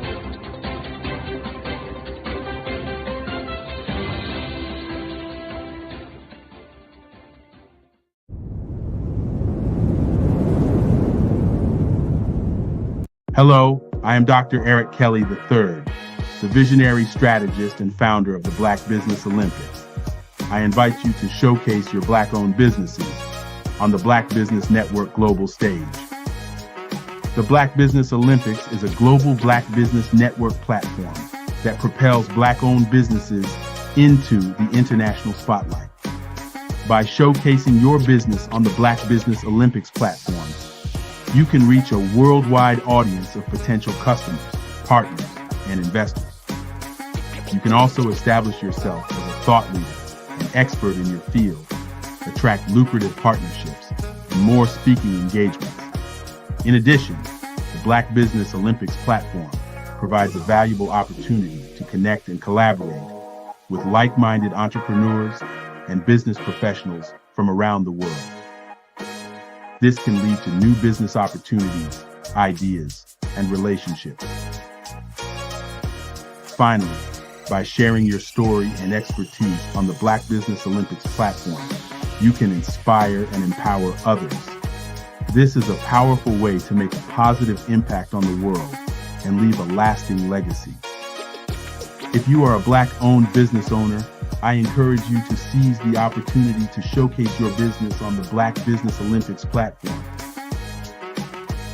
It is a once-in-a-lifetime opportunity to make an indelible mark on the world. Be one of the 1,000 visionary entrepreneurs who are changing students' lives, shaping industries, and leaving an unforgettable legacy for their families. Unleash your voice on our global stage and watch your business thrive. Black Business Olympics is one of the largest Black business showcases in the history of Black business in the world. Yes, the entire world. Just give me a call today at 919-308-9090.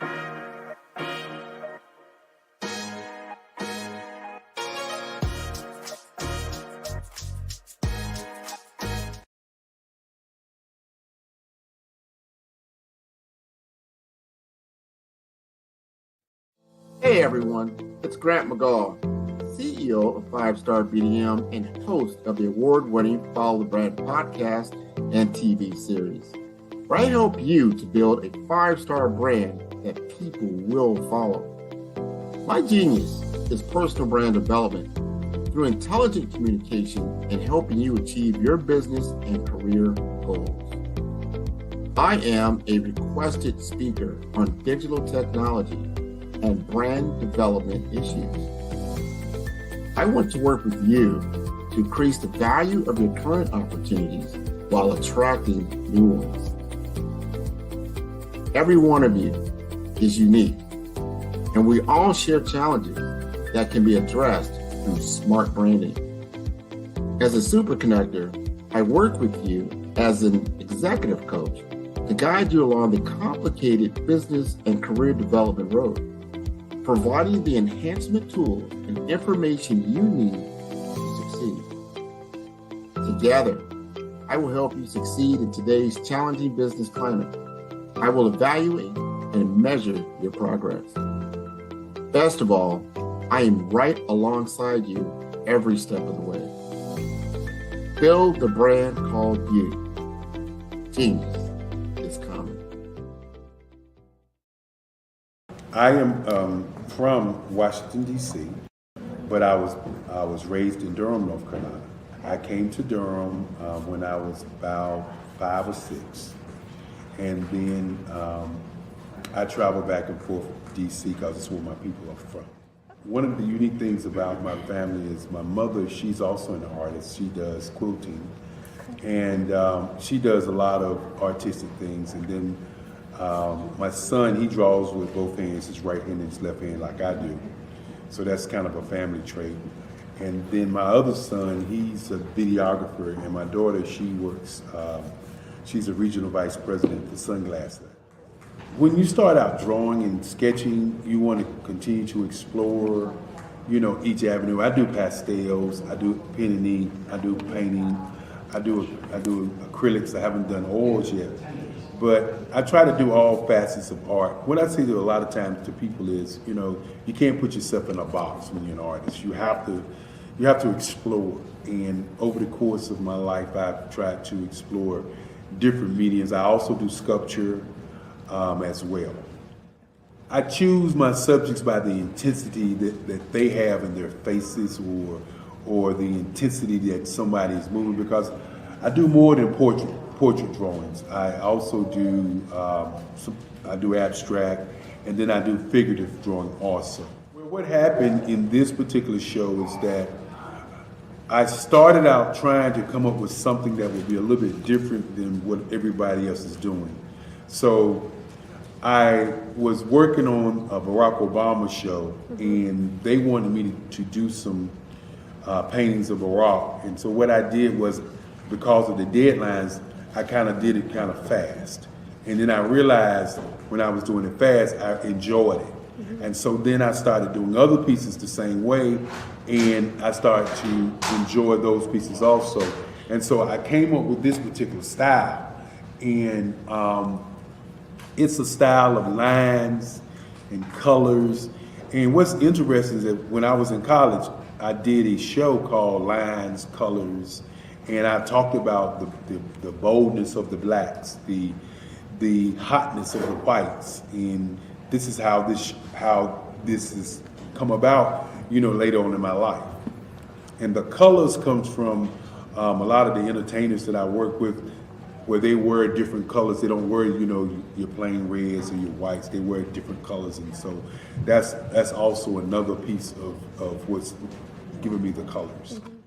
The subtitle of this show is Faces That Speak Life. That's real critical. Faces that speak life. Each one of these pieces is a life source and a life energy that's being put on display for people that are looking at it. I always say in terms of my art, it's not important that I draw them. It's important what you get out of what I draw. I don't try to just draw it because you like it. People wanted me to do prints. I didn't do prints.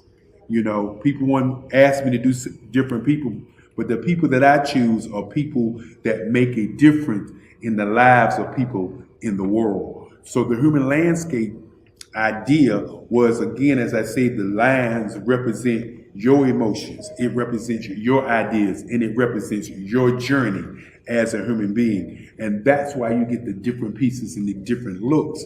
And as you notice, I try not to do one look that looks alike another look. And that's what's the most important part of this show.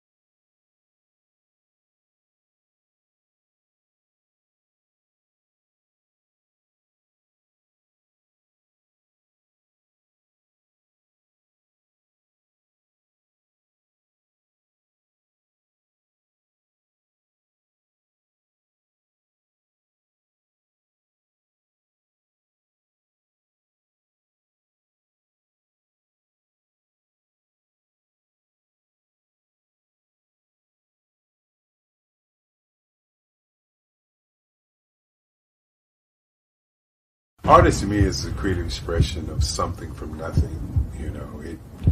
It explodes onto the canvas, or it explodes on in my work. One of the things that I try to do more than anything is I try to just give the lines and the movements and emotions and expressions into what I do. Art really means to me a chance to express how I feel deep down inside. Most of my art begins as a thought that I might have, whether it's sports, whether it's history, whether it's a woman or a man. It pretty much starts as an idea of thought before I get into the actual image of what I'm going to draw. I do a lot of historical pieces. I was a history minor in college, and I love to do history pieces. And a lot of times I'm thinking about history, and then I try to make that history impact you as you look at it. That's one of the reasons I do pictures so large. People ask me, why do I do pictures so big? And I tell them, I want the piece to impact them as they're looking at it. To kind of dominate them, dominate their space. And most of my pieces I try to do off page. I don't try to do anything that's going to be in those four corners or in a square. And I want your imagination to be a part of the piece that you're looking at.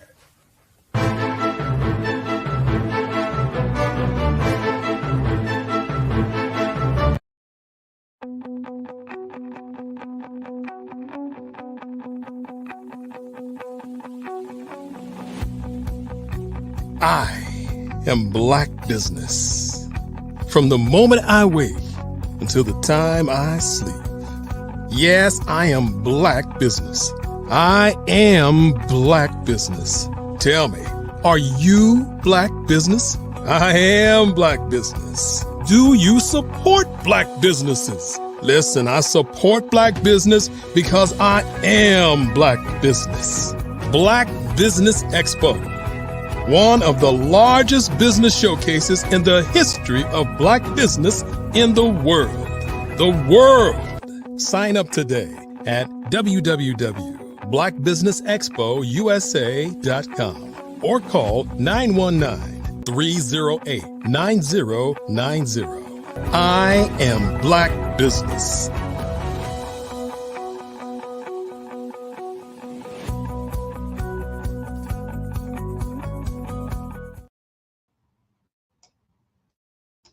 Good evening, business owners, entrepreneurs, thought leaders, and corporations.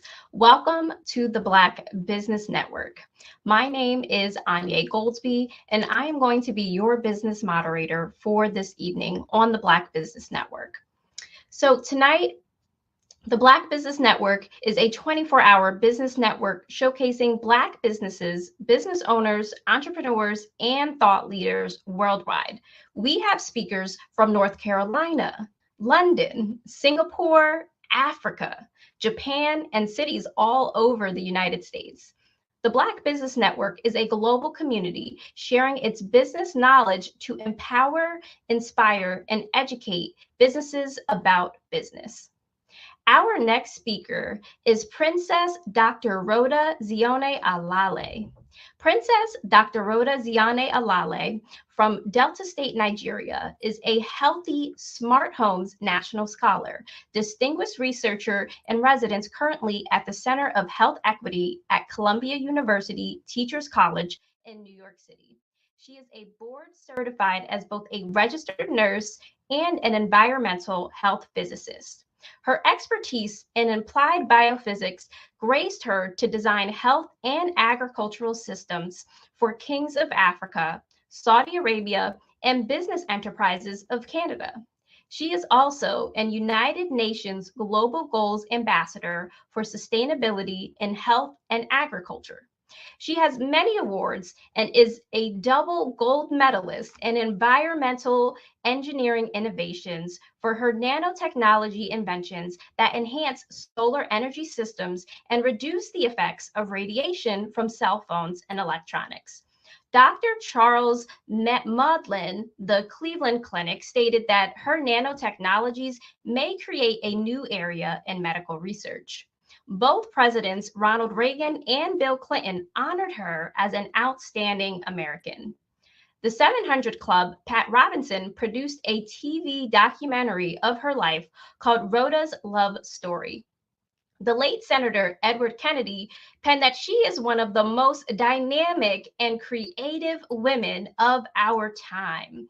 I present to all of you, Princess Dr. Rhoda Zione Alale. Good evening, everyone. We are live in Ohio. I have to put on my Ohio State cap today because we're undefeated. Did you see what we did in Wisconsin yesterday?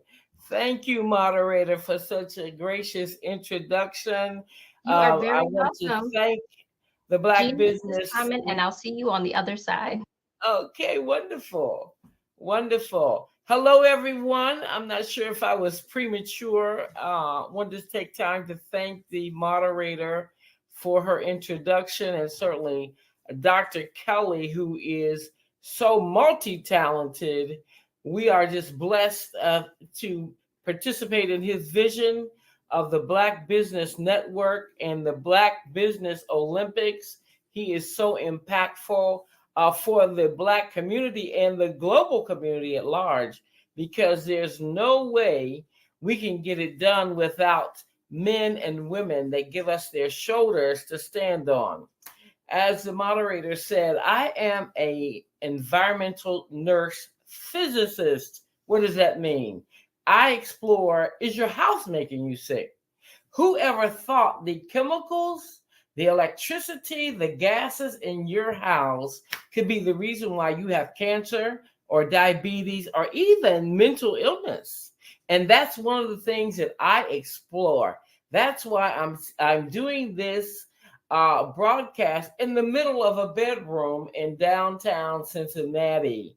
And I had to tell my son, I said, listen, I'm going to be in the city, so therefore I want to come and invade your space so that we can show the world, is your house making you sick? And more specifically, is your bedroom taking your health?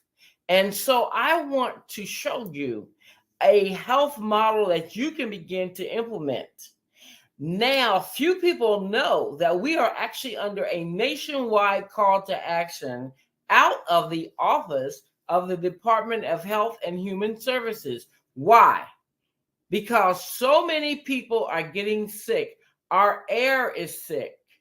Our electricity is so high. The electrical radiation in our homes is so high that people are having seizures.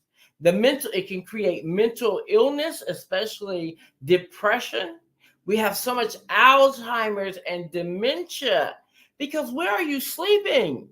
With your head up against a wall with an electric socket. And who knew that electricity can decrease the minerals absorbing in your brain? So one, we have a nationwide call to action. Two, we have a new medical diagnosis. Get your pen and pad. I got to give you the code. Because if you're waking up in the morning in a cloud, you're slow moving, you're slow thinking, you feel like you have brain freeze and brain fog, you could be hypersensitive to the electricity that's behind your headboard. And so I want to show you how you can figure that out. So the new medical diagnosis is called idiopathic environmental intolerance. Again, that's idiopathic. IDIO. Pathic is spelled PATHIC. The word environmental, ENVIRO. MENTAL. Intolerance. INTOLERANCE. Idiopathic environmental intolerance means you could be allergic to electricity in your home. You could be allergic to some of the household chemicals in your home. And that's why Fran Drescher of the movie, the sitcom, The Nanny, she started that whole campaign, Cancer Smancer, to tell people the chemicals in your home, the environmental toxins in your home could be making you sick. And so it has a medical code now. The number is ICD, International Classification of Disease. ICD, the 10th edition, code 2000. You can Google it. People are allergic to electricity. Have you ever wondered why now 1 in 17 people is getting a seizure? In many areas, and in other areas, it's 1 in 26. Why all of a sudden is everybody getting a seizure? Well, in medicine, for years, you saw the movie One Flew Over the Cuckoo's Nest. They use electricity to induce seizures. So we've known for years that high voltage of electricity can induce a seizure. It's used in medicine even while I'm speaking to this day. Electricity is used to induce seizures. So can you ask the question? If you all of a sudden never had seizures before, and now you're having seizures all the time, or your children are having seizures because you moved into a new place, Could it be that the electrical system in that house is faulty, or it's too high because you have so much, everything is wireless, or you're living near cell phone towers or power transformers? This is so impactful, especially to the Amish community. Their numbers of cancer and all kinds of metabolic diseases is off the chart. Diabetes and cancer and radiation toxicity and burns, because they don't even have electricity, yet they have windows and waters and metals in the infrastructures of their homes that can be highly conductive of electrostatic. So you got your pen and paper. First thing that you've written down is, what are the medical codes that talk about electricity can make me sick? Where did it come from? The Office of Health and Human Services issued a nationwide call to action to promote the healthy home. It's umbrellaed under Healthy People 2030. We got to get everybody checking their houses. And under promoting the healthy home, the first thing I want to bring your attention to is, what kind of meter do you need? I have a meter from the military. My testimony is simply this. I adopted one of my patients who had a brain injury. They said he would never walk, he would never talk, he would never learn. I was his nurse from the time he was 5 days old. And it was kind of a God thing, because I don't even do pediatric nursing. It just so happened a friend of mine started a nursing agency in Washington, D.C. I heard Dr. Kelly say he was from D.C. I love D.C. And I want to pause just for a second to give a shout out to Durham, North Carolina, because I love the brothers and sisters at North Carolina Central University who invited me to do a TED Talk there on this very matter. And that got me a global stage of doing all kinds of projects in Africa. And I'm so grateful for that. Africa and the islands in St. Croix and Puerto Rico. So I'm grateful for the opportunity to have done that TED Talk on this technology. And so I adopted my son and we moved into a new house that had Wi-Fi. Wi-Fi came on the scene as a DSL that dialed up through the phone. Y'all remember? I know you're not that old. So anyway, when Wi-Fi came, you plugged it in and you got the modem and it came through the phone. My son was actually an exchange student, an American exchange student in Penang, Malaysia. He was aspiring to be on the Olympic team for Silat martial arts. And so he made the world touring team and he was training with the world champion in Silat martial arts in Penang, Malaysia. Yes, he overcame so many obstacles that none of what they prophesied would be his prognosis came to pass, because I served the Most High God. And one thing I found out as being a nurse, I never went to work without God. I never cared for anybody without praying for them. And I prayed my son all the way up out of physical disabilities that they had said he will never walk, talk, or learn. He did all of that. But when we moved from Washington, D.C. to Ohio, not knowing Ohio had a lot of toxic waste that was radioactive vaulted here from World War II, we were living in an inferno of electrostatic in an all totally electric house.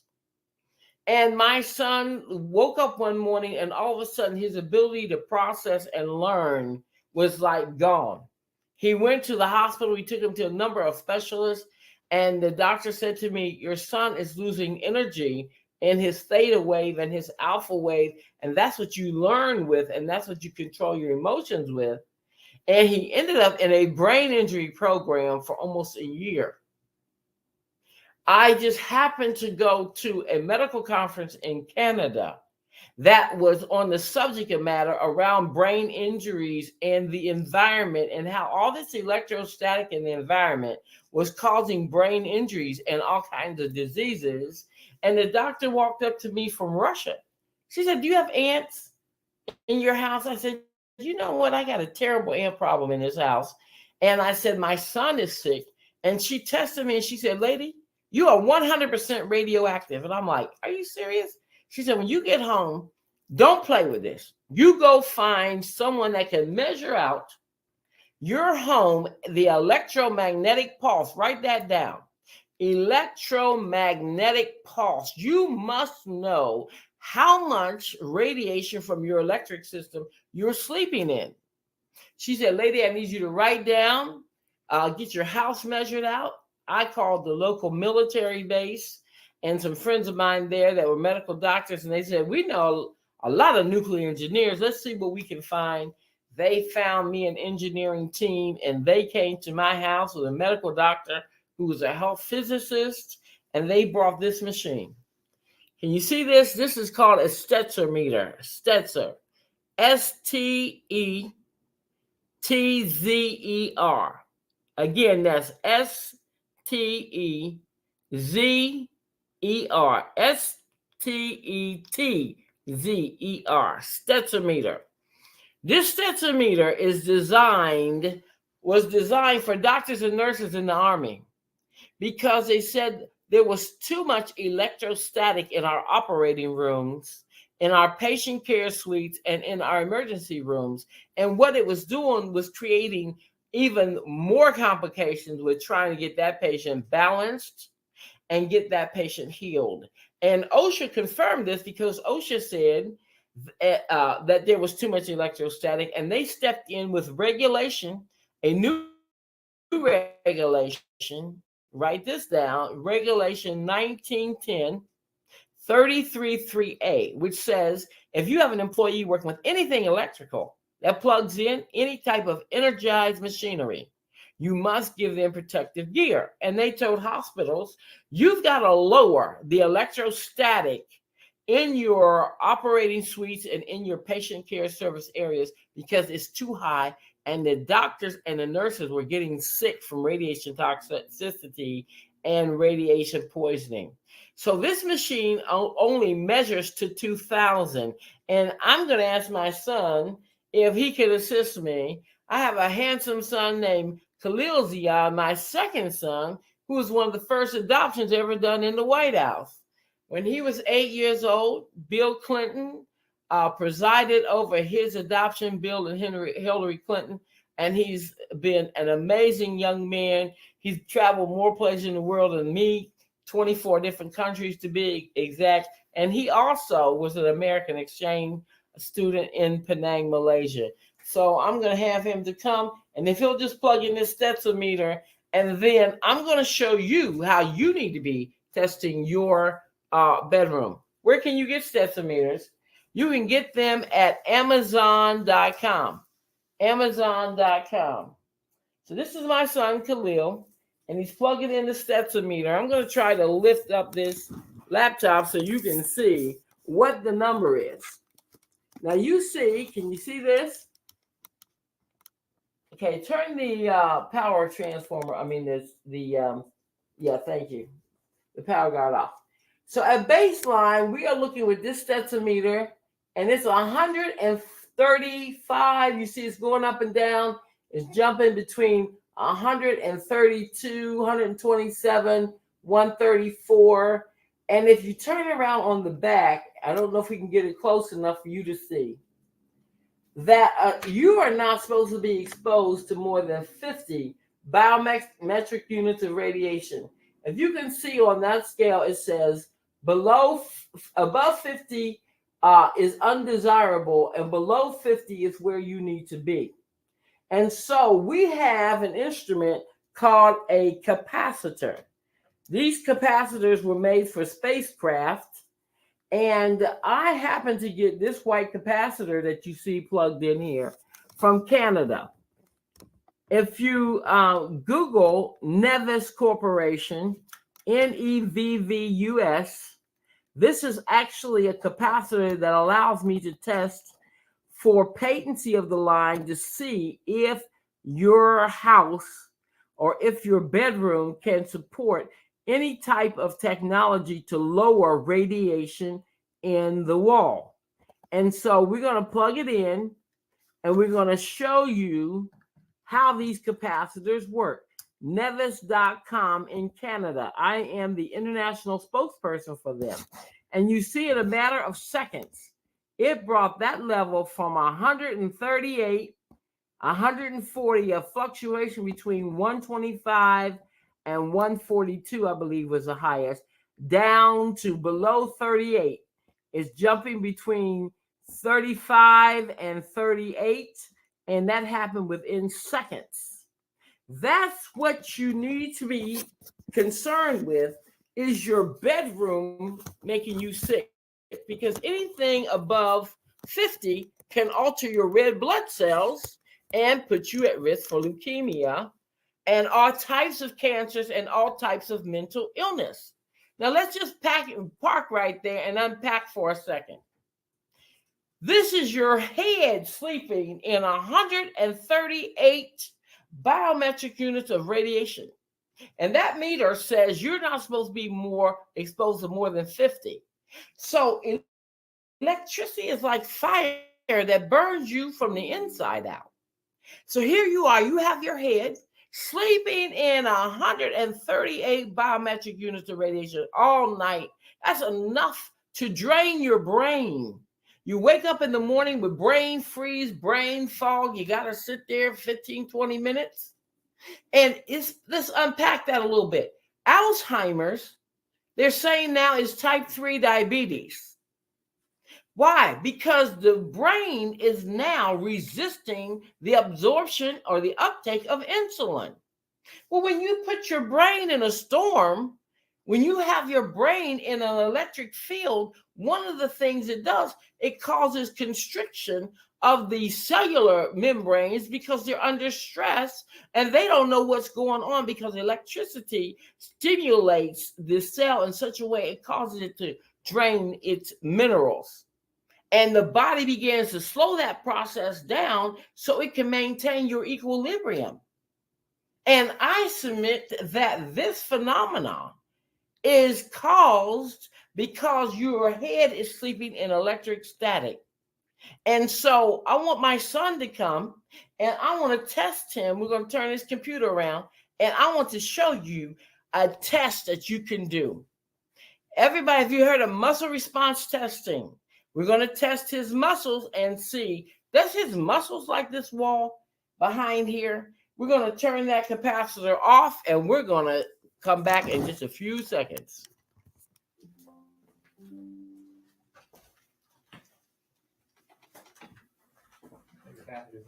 Okay.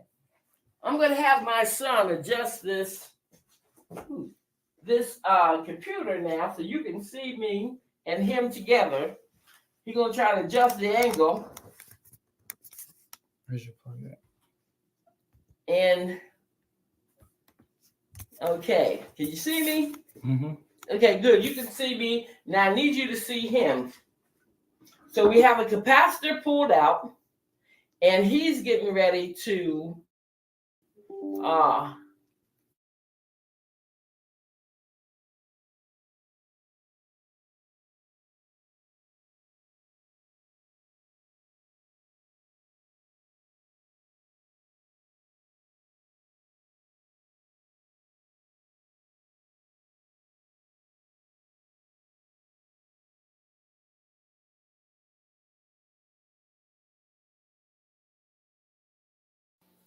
Genius is common. Hello, everybody. My name is Lil Asmar. I'm 13 years old. I'm a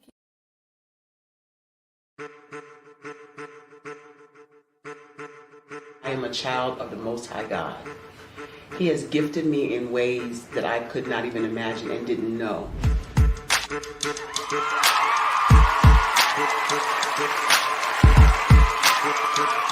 There was a time when I didn't know who I was. I listened to other people tell me who I should be, what I should do. I listened to people telling me that I should be a boutique owner, that I should be a construction manager, that I should be a laborer. Have you ever felt like you should do something else, be something else, go somewhere else, be wherever you wanted to be, and you felt like you were in a box? Anybody in the room? And you couldn't get out. Anybody in the room? And you kept trying to go and go and you couldn't get out. Anybody in the room? But let me tell you, you need to rock the box. Rock the box.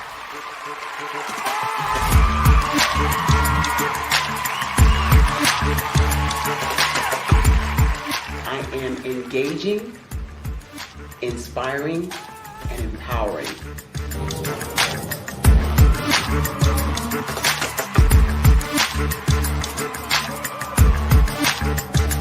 I would give you everything I know. Just by touching you, if I could, by osmosis, give you every single thing I've learned, I've gone through, I know I would.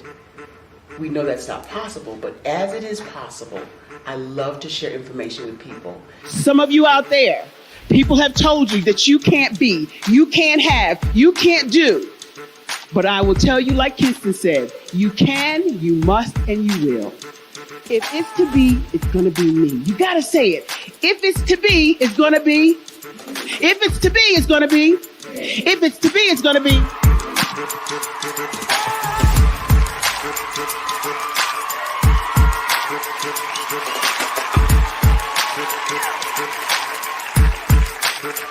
Barbara is because she believed what her mama said about her and not what other people told her. Every day you wake up, when you're in a situation, it's your choice whether it's an advantage or the disadvantage. She gained her confidence and her life, and now she is a testimony. If I can help you elevate yourself, then I feel like I'm elevating my own self as well. What you know and I know together can change the world.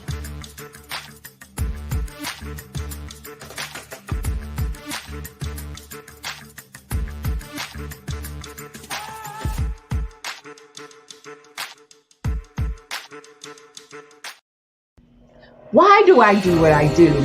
You know, my life coach asked me that a few years ago. And she said, Tony, what's your why? And I told her, and she said, girl, you've already accomplished that. Perhaps you need a new why. Hi, Tony Harris, Amy Hoydu with Say It Said Marketing, one of your students. And just wanted to say thank you, Tony Harris, for spending so much time with me and giving me that boost in my business that I so drastically needed.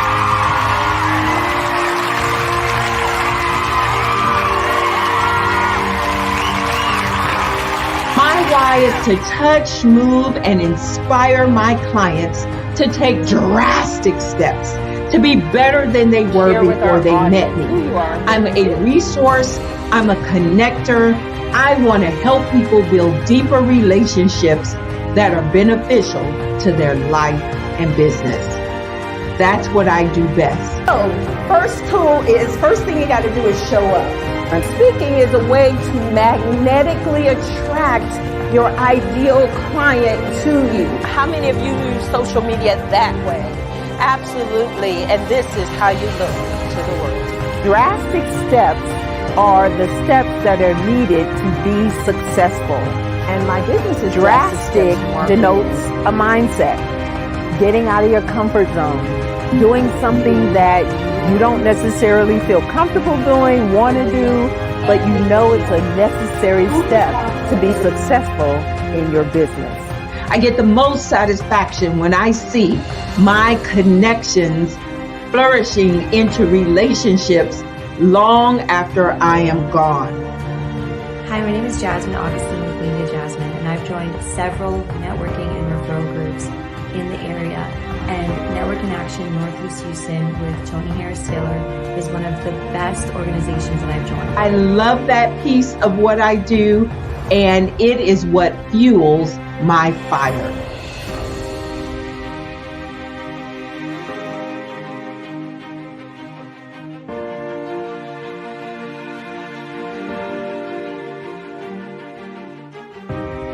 My name is Tony Harris Taylor, saying take a drastic step today for a fantastic tomorrow.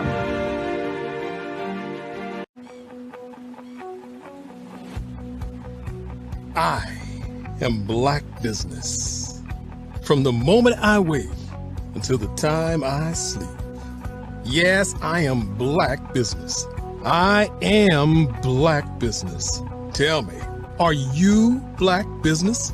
I am Black business. Do you support Black businesses? Listen, I support Black business because I am Black business. Black Business Expo, one of the largest business showcases in the history of Black business in the world. The world. Sign up today at www.blackbusinessexpousa.com or call 919-308-9090. I am Black business.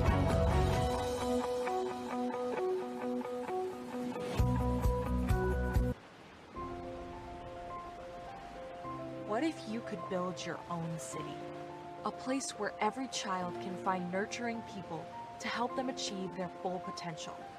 A place where every adult can access job training support, where health education is abundant, where social justice.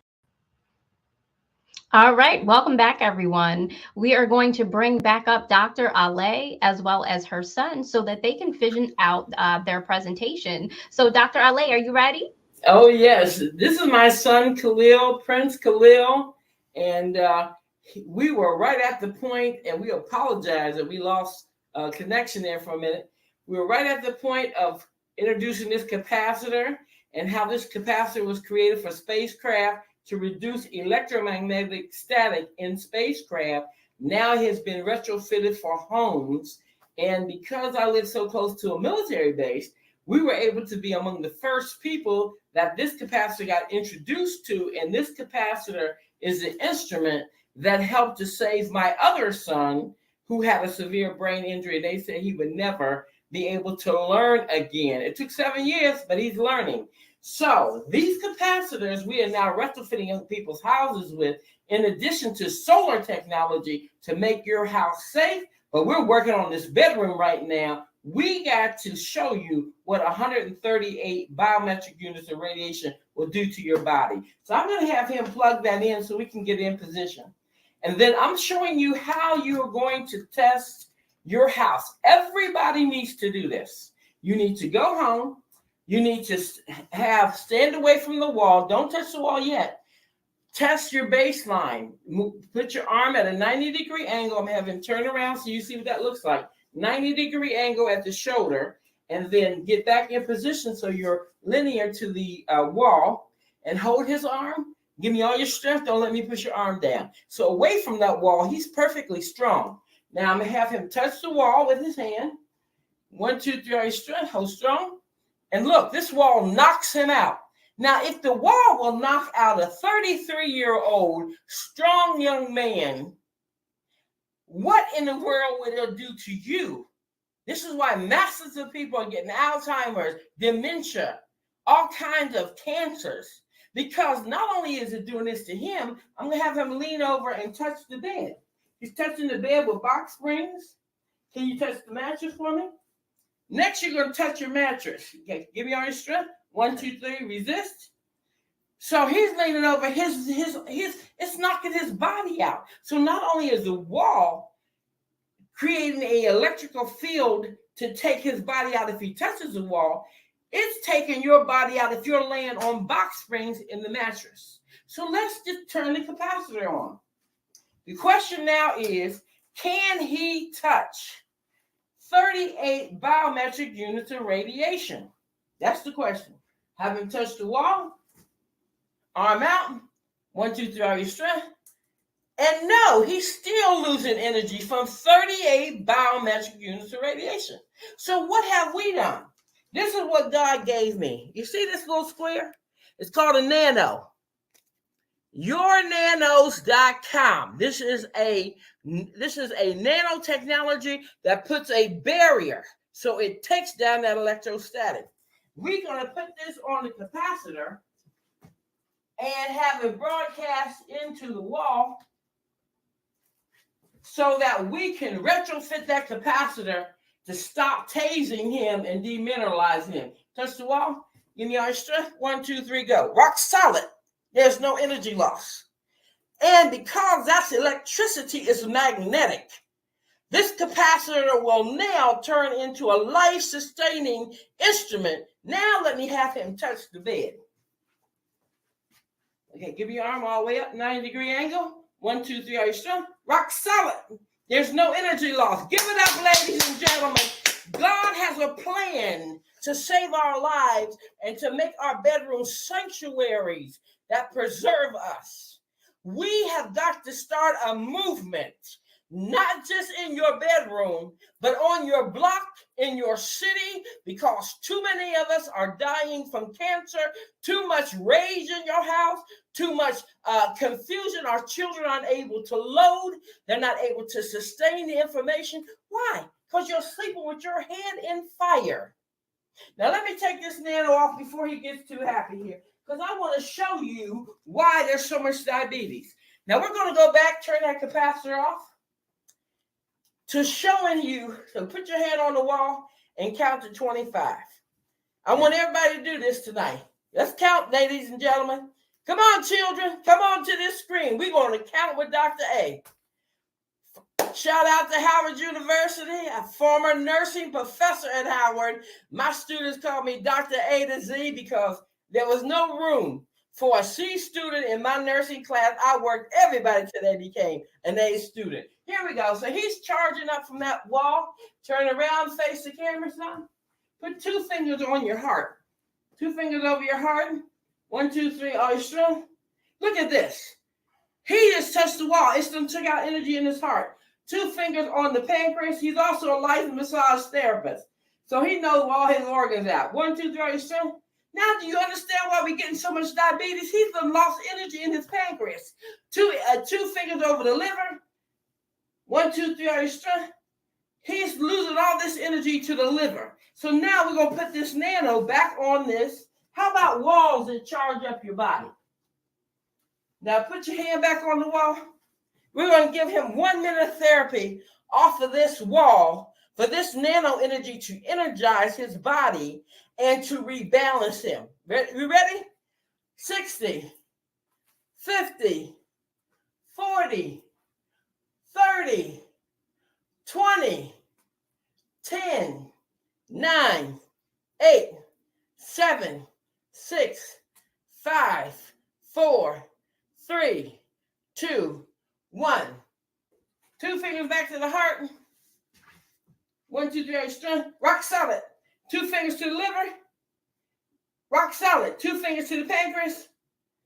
Rock solid. So do you think you need to be sleeping with some nanos in your house, in your bedroom, and a capacitor? Give it up. Safer bedrooms. We have a movement in your bedroom healthier and safer so we can preserve our love, we can preserve our health, we can preserve our joy, and we can preserve our families. I am tired of fathers dying, mothers dying, children sick, and I'm doing something about it. And who will join me at yournanos.com? All right. Thank you so much. Wow, Dr. A, that was amazing. Please, everybody, make sure you follow up with her. This is Genius 4.0. He's been around the world, American exchange student to Penang, Malaysia. He speaks more languages than me. God is an awesome God. First adoption done at the White House. Our God is an awesome God. Yes. Dr. A, she was so amazing, everyone. So thank you so much for joining us, Dr. A, on the Black Business Network. So today I want to also talk to you about the Black Business Network Expo's mission, which is to raise funds for high school seniors going to college for K-12 entrepreneurs. The Expo is a fundraiser for students, and you can go to www.blackbusinessexpousa.com to donate to our scholarship fund, or use Cash App that's on the screen below, which is $BBXUSA. Our goal is to give laptops and up to $5,000 to 10 students. Students can register online right now at blackbusinessexpousa.com. Every dollar counts. So you want to remind you to donate to the scholarship fund. We want to thank also today our Black Business Expo USA sponsors: First Atlantic Insurance Group, Hello LLC, 5-Star BDM, NC 100, Moody Capital Partners, Suede Soul, Lotus Rich Coaching and Training, Carolina, Virginia Minority Supplier Development Council, Step Management, Barbara H. Smith LLC, Margie McLean Foundation Inc., Genius is Common, Earth Essentials, Mullane Shani Global, Executive Women's Success Institute, The Quality Coaching Company, Superwomen Business Services, Creative Force Studios, Lee Entertainment, Artist App Design, and Black Business Expo USA. Genius is common, and I'll see you on the other side.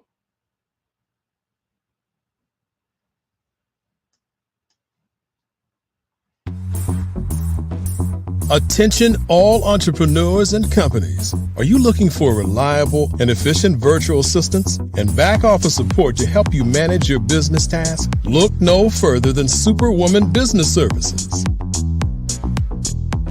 Our team of virtual assistants provides a full range of administrative support services, including operations management, social media marketing, and much more. We also offer website design services to help you create a professional online presence that reflects your unique brand. In addition to administrative support and website design, we offer business development and structuring services to help you grow your business and achieve your goals. We'll work closely with you to identify areas of improvement and develop a customized plan to help you reach your full potential. At Superwoman Business Services, we understand that running a business can be overwhelming and time-consuming. That's why we're here to help you fly high and achieve success. Our virtual assistants are highly skilled, experienced, and dedicated to providing you with the support you need to thrive. Come fly with us and take your business to new heights. Let us help you become the superhero entrepreneur you are meant to be.